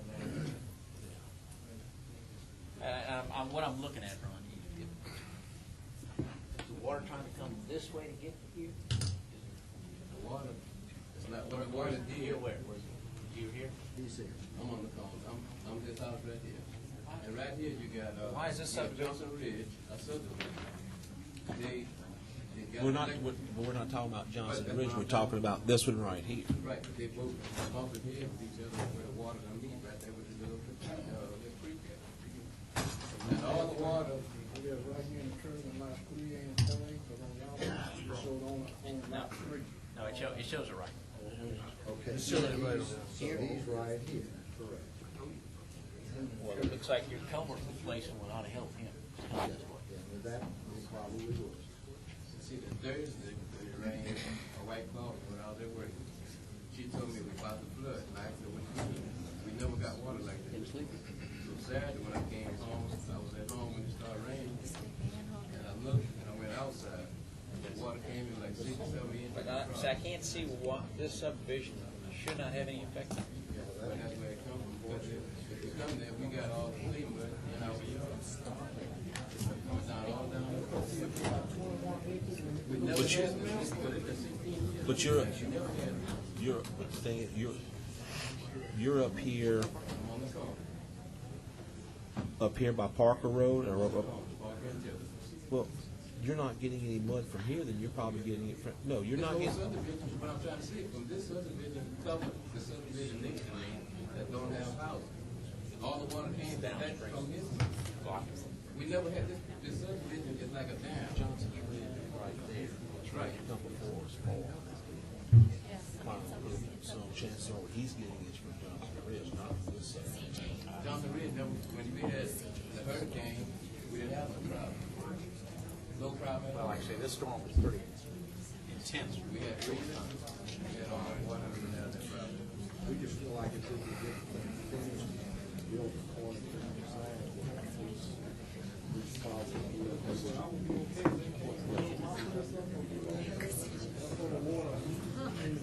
What are you in? No. What is your house? Is it a trailer or is it? All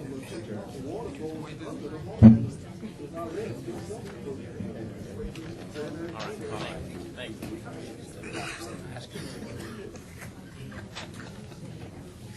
We can find what you ever heard of it.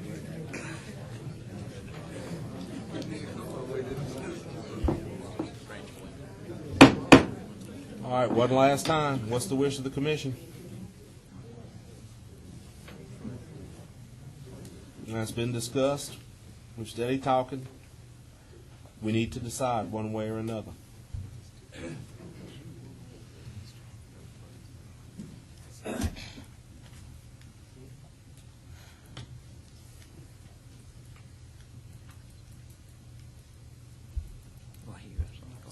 Yes, actually, I am. What I'm going to do, because O'Neill Parrington and I have discussed this several times, if the commission does not act in a certain amount of time, it's going to automatically be considered. I'm sorry, Mr. Parrington? We've acted on it, and that's the law. How much time do we have? O'Neill, you think 2 minutes is long enough? Well, if that's the case, I'm gonna throw something out on the floor here for discussion, since my motion failed already. I'll try another one.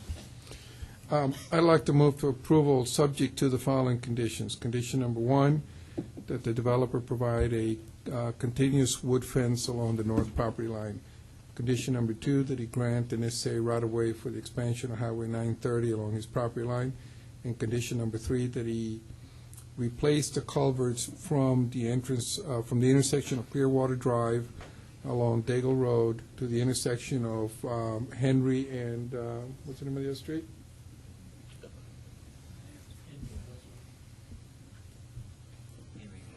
In West Lane, in a manner that's acceptable to the Department of Public Works.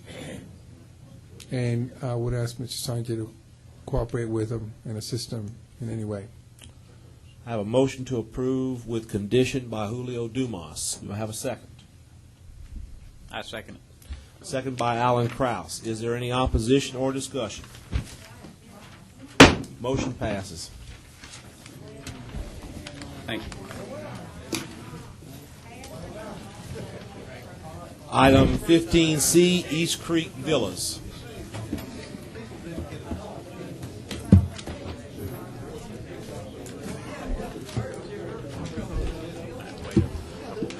Ready?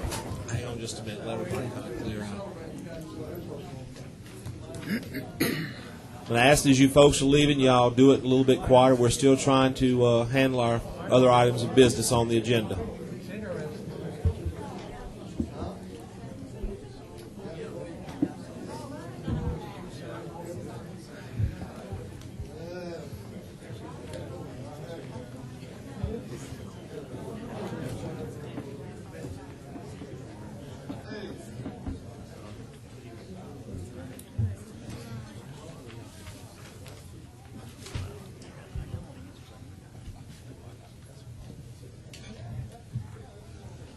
Go ahead, sir. Ready?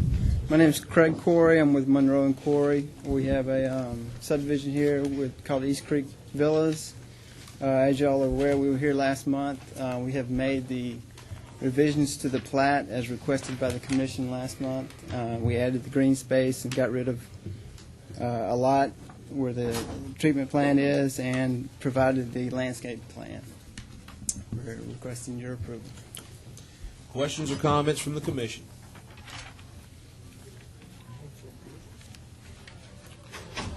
All right, if there's no questions or comments, I'll open this up to the public for comment. Anyone wishing to speak on this property, please come up, sign in, you'll get your 3 minutes. Okay, no one wishing to speak on this piece of property.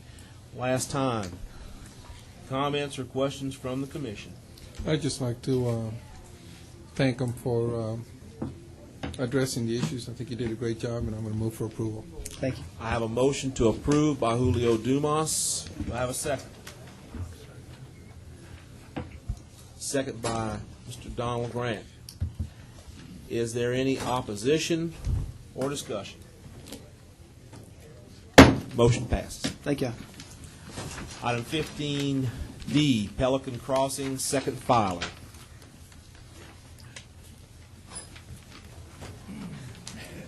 This is Pelican Crossing. Mickey Robertson with SJB Group. At last month's planning commission meeting, there was a motion made to defer our project so that we could go back and have another meeting with the homeowners from Pelican Crossing first filing, see if we could reach an agreement and get something in writing from those folks.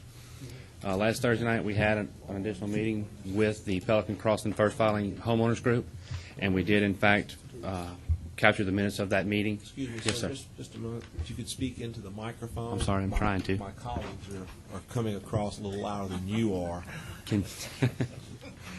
My apologies. It's all right. What I was trying to summarize was that we did have a meeting with those folks, and at the last planning commission meeting, they requested that we comply with 3 items. They asked that we add fire hydrants in their subdivision, that we provide a stub out between the first filing and the second filing to the adjacent property, and that we provide some green space in, let's call it the northeast corner of our lake. In addition, at the planning commission meeting, some of the commission members asked that we provide some transitional size lots where our subdivision backs up directly to their subdivision. There was one other item that was brought up at the meeting on Thursday night. They asked us that we provide a construction entrance out to Highway 44 via, if you can see on the plat over here, we have a connection that goes out to 44 down over here, and that we not allow the construction traffic to come through their subdivision. And to that end, they asked that we put up a barricade at the end of Pelican Crossing Drive here, at where we're going to connect. They asked that we put up a barricade there during construction. They asked that tonight to not allow the traffic to be able to get out here. As you can see in the letter that I have provided you, we documented the meeting minutes from last Thursday night. We have a sign-in sheet from the homeowners that were in attendance, and we received unanimous approval of them for all of the items that I just listed, and you have them documented there in front of you. So I would ask for your approval tonight. Thank you. I have a question. On the step out you were talking about to Remington Drive, was that just during construction that it's barricaded? Yes, sir. Yes. All I want is some kind of little temporary barricade right there to make sure that the 18-wheelers, the dozers, the... But just for construction? Yes, sir. Oh, yeah, just for construction. Yeah. I'd like to say also and commend you on doing a good job on addressing the commission's concerns at the last meeting. Thank you. The only thing I have is that you labeled the open space as Lot 208. Yeah. If you see right below it, you see on here, Lot 2A has been corrected. Right below it is nothing labeled there. Right. It is. As you can see here, here's the green space. Well, I will move to approval subject to correcting the 208 on the right document. Oh. I'm sorry. Oh, I apologize. Yes. Yes, This time I'll go ahead and open up the public hearing. Anyone wishing to comment on this piece of property, please come up, sign in, you'll have your 3 minutes. Kent Shakespeare.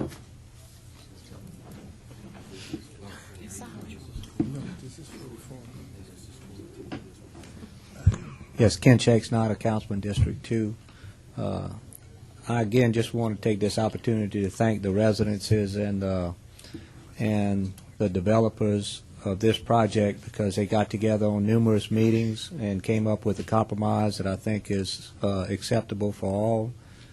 They go above and beyond the subdivision regulations, and the concerns of the residences were met in meetings, and I think this is a good plan, and we can go forward now, and I just appreciate everybody working together like they did to get a good development for Ascension Parish. And I appreciate the developers working hard to take in the drainage problems that we have in that area. We've been having for a long period of time, and they're going to improve the drainage problems, so I appreciate their work with that. And with that, I'd ask that y'all would approve this plan. Thank you. Dempsey Pendorvis.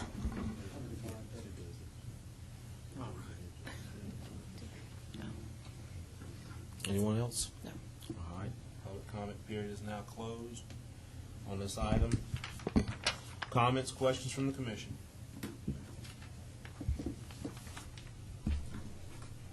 Can I make my motion now? You can make your motion now.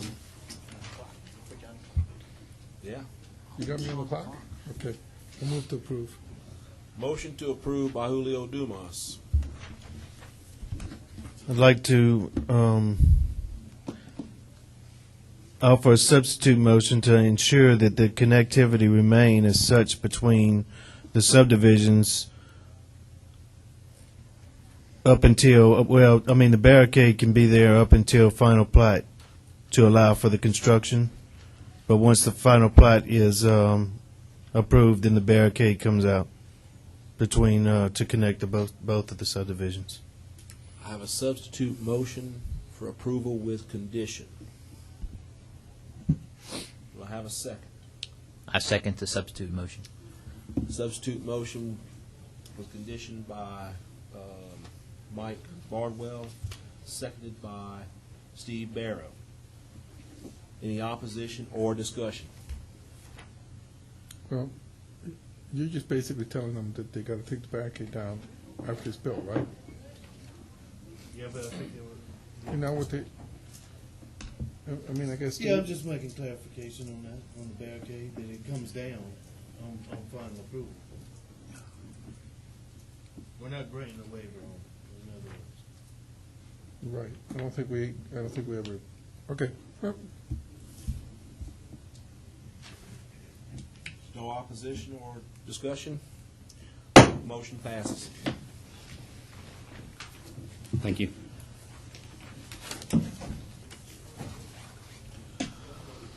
Item 15E, Oak Plaza Shopping Center.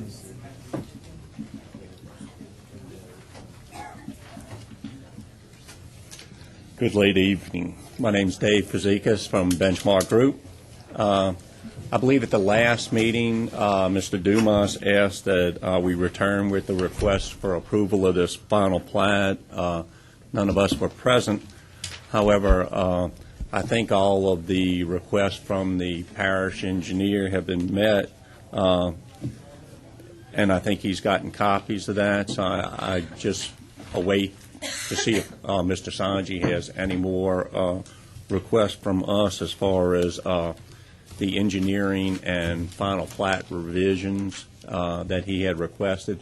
I know that there's still one issue as far as the equalizer pipe, which is a 36-inch pipe between the detention ponds. Latest request was to put junction boxes in those. I think we've got the owner has acquired a letter from Mr. Rue stating that since there are 45s close to the ends of this pipes, which can be accessed from the end of the pipe, that he had no need for junction boxes in the pipe. And again, as far as I know, all of the issues have been addressed. Mr. Sanji, is that correct?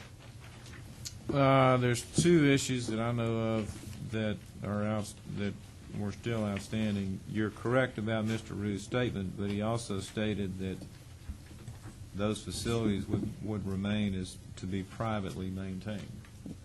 So I don't see, I mean, there's going to be some work to do on the plat because you're calling for all the servitudes to be public. And you're privately maintaining them. That was not the way the project started out. It was at your request that we take private off of there at the last meeting when it was approved. Well, when the project was approved, it was intended for public maintenance. Go back to the preliminary plat. That's what I was saying. So I'm not quite clear. So are you saying that? Well, you have what we're now saying is you're going to have privately maintained pipes in a public drainage servitude because I think the servitude that the pipe goes in is off the site and in a public drainage servitude. Is that correct? The servitude is off the site. That's correct. And the only way that you can access it is through our subdivision. But it's a public drainage servitude, correct? That's correct. Okay, so how do you have a privately maintained? I'm just asking the question. Oh well, and then this is the first I've heard that it's going to be privately maintained. So, is that part of Mr. Rue's comments that he would not maintain the pipe? That's correct. Okay. What I understood is that the parish does not maintain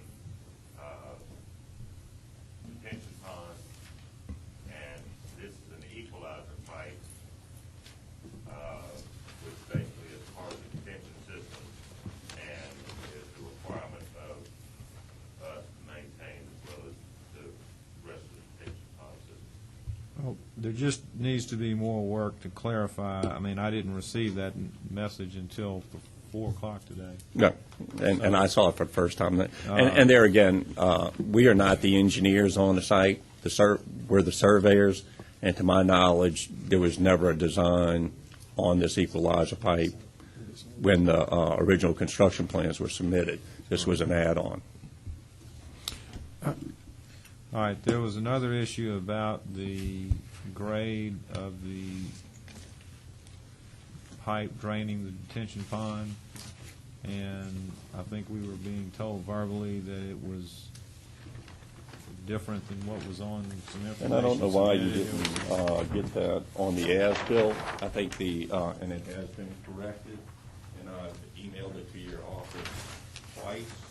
I think this grade here, the 6.1 and the 6.2, is that the one you're talking about? And you're saying that has been submitted to my office? Yes. Because Sean's telling me he had heard it verbally, but I don't know that, but that's fine. Okay. Yeah. That corrected as-built was also submitted by Norris Decato, or Jeff Decato, with their letter. I think that was the issue. He wanted to see a statement from the engineer that designed it that the revised grade still provided the storage. And that's probably why it didn't matter that you submitted it. Okay, so. And we still need that. So the design engineer on record Yes. is Norris Decato. So. Yes. Okay, so now the issue of the equalizer pipe is what we have remaining, is that correct? Well, if I may, I just. I was getting ready to ask comments or questions from the commission. Mr. Sanjay, have you had a chance to review the plat? Yes, I've reviewed the plat. I'm just not sure what this private maintenance issue does. I mean, I presume that we can get with Charles and work that out with him before it's signed. Like I say, it's the first that I didn't see the email from Bill Rue until late today. Well, that's you see that there's a concern I have. We got information that it's arriving at the last minute. You're on your way to the commission meeting. You get an email from Bill Rue pertaining to this. Who do you have a chance to talk with to see if everything is, if there's an issue, if there's something that you don't have clarification on, you're just supposed to act on that email. Personally, I really wouldn't even consider the email right now because it's arriving so late. I'd throw it out altogether. I can't honestly consider it because I want to hear some. I want other people who are involved with this to have the email as well and be able to comment on it. I don't have a copy of it. I have no idea what's in it. Right now, I don't even want to know what's in it. So, and then there's an issue of the as-builts, which you're telling us that CSRS has received it. I think you said you sent it twice to them? That's correct. No, we're not disputing that. Yeah, I don't think the as-built is. Right now, there's still some questions. Mm-hmm. So I've got some concerns with some of the stuff. Well, that's and I guess all I'm asking myself is what we asked for several months ago and were granted, that the final plat be approved subject on satisfying the engineering needs from Mr. Sanji. And that's what was given to us last time. But we weren't present at the last meeting, and nobody told us that it was going to be discussed. And then we found out that decision was reversed without us being notified.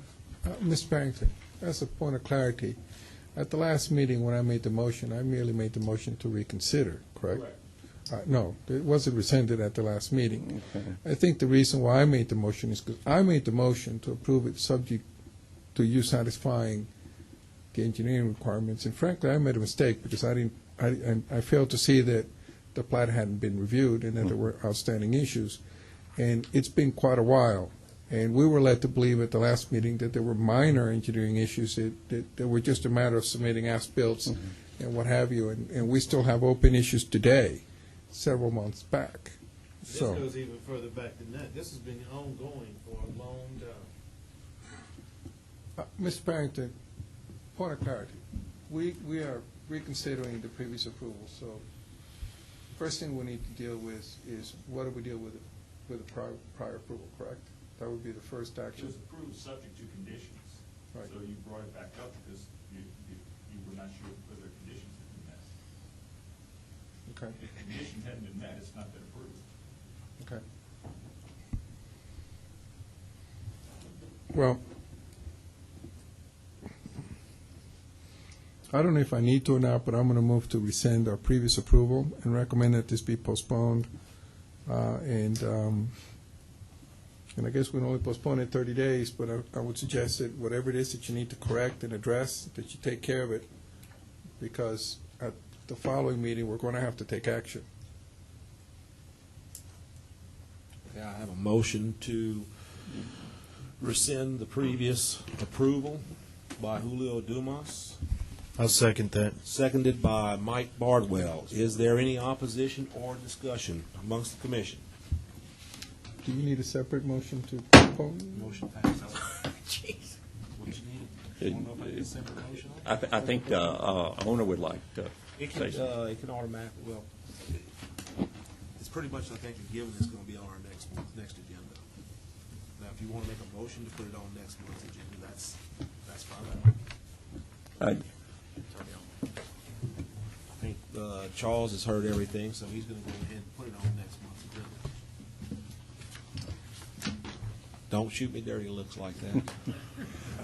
I think what was approved last time, though, that the final plat be approved based on the parish engineer being satisfied that all the requirements have been met, so that we wouldn't have to come back to the planning commission again, and we were depending on his approval, on the parish engineer's approval.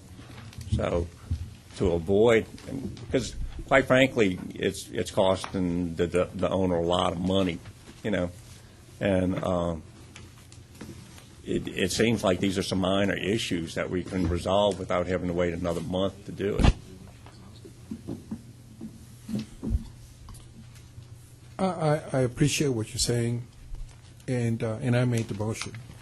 I'd like to address the commission, if I might.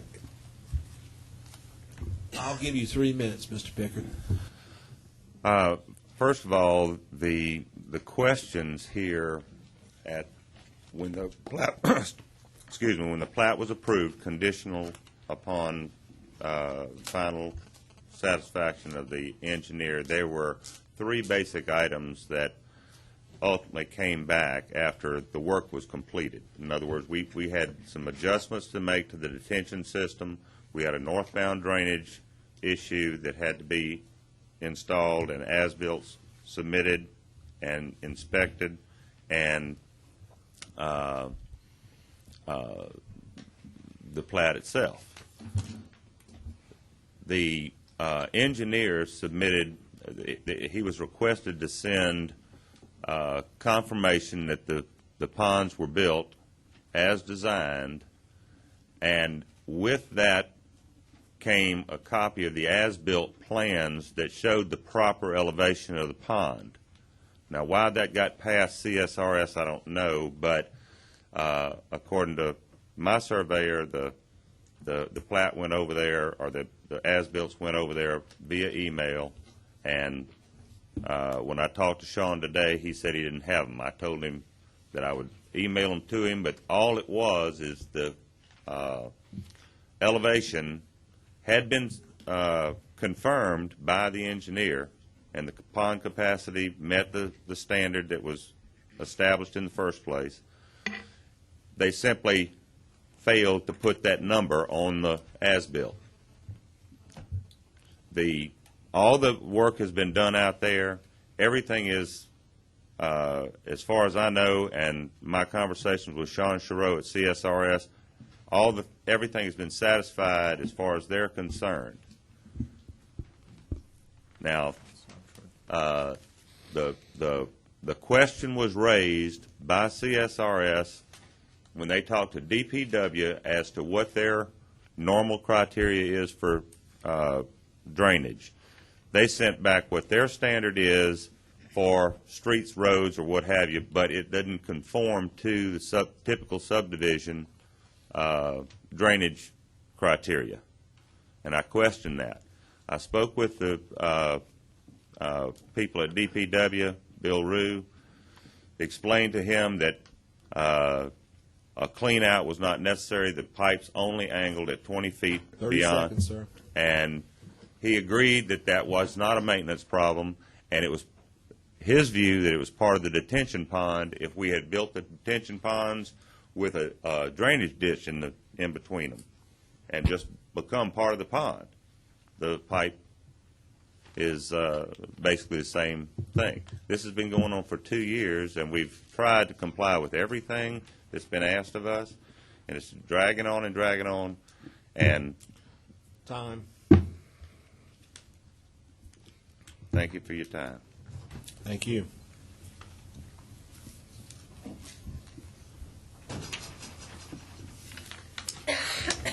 And with that item of business taken care of, item 16.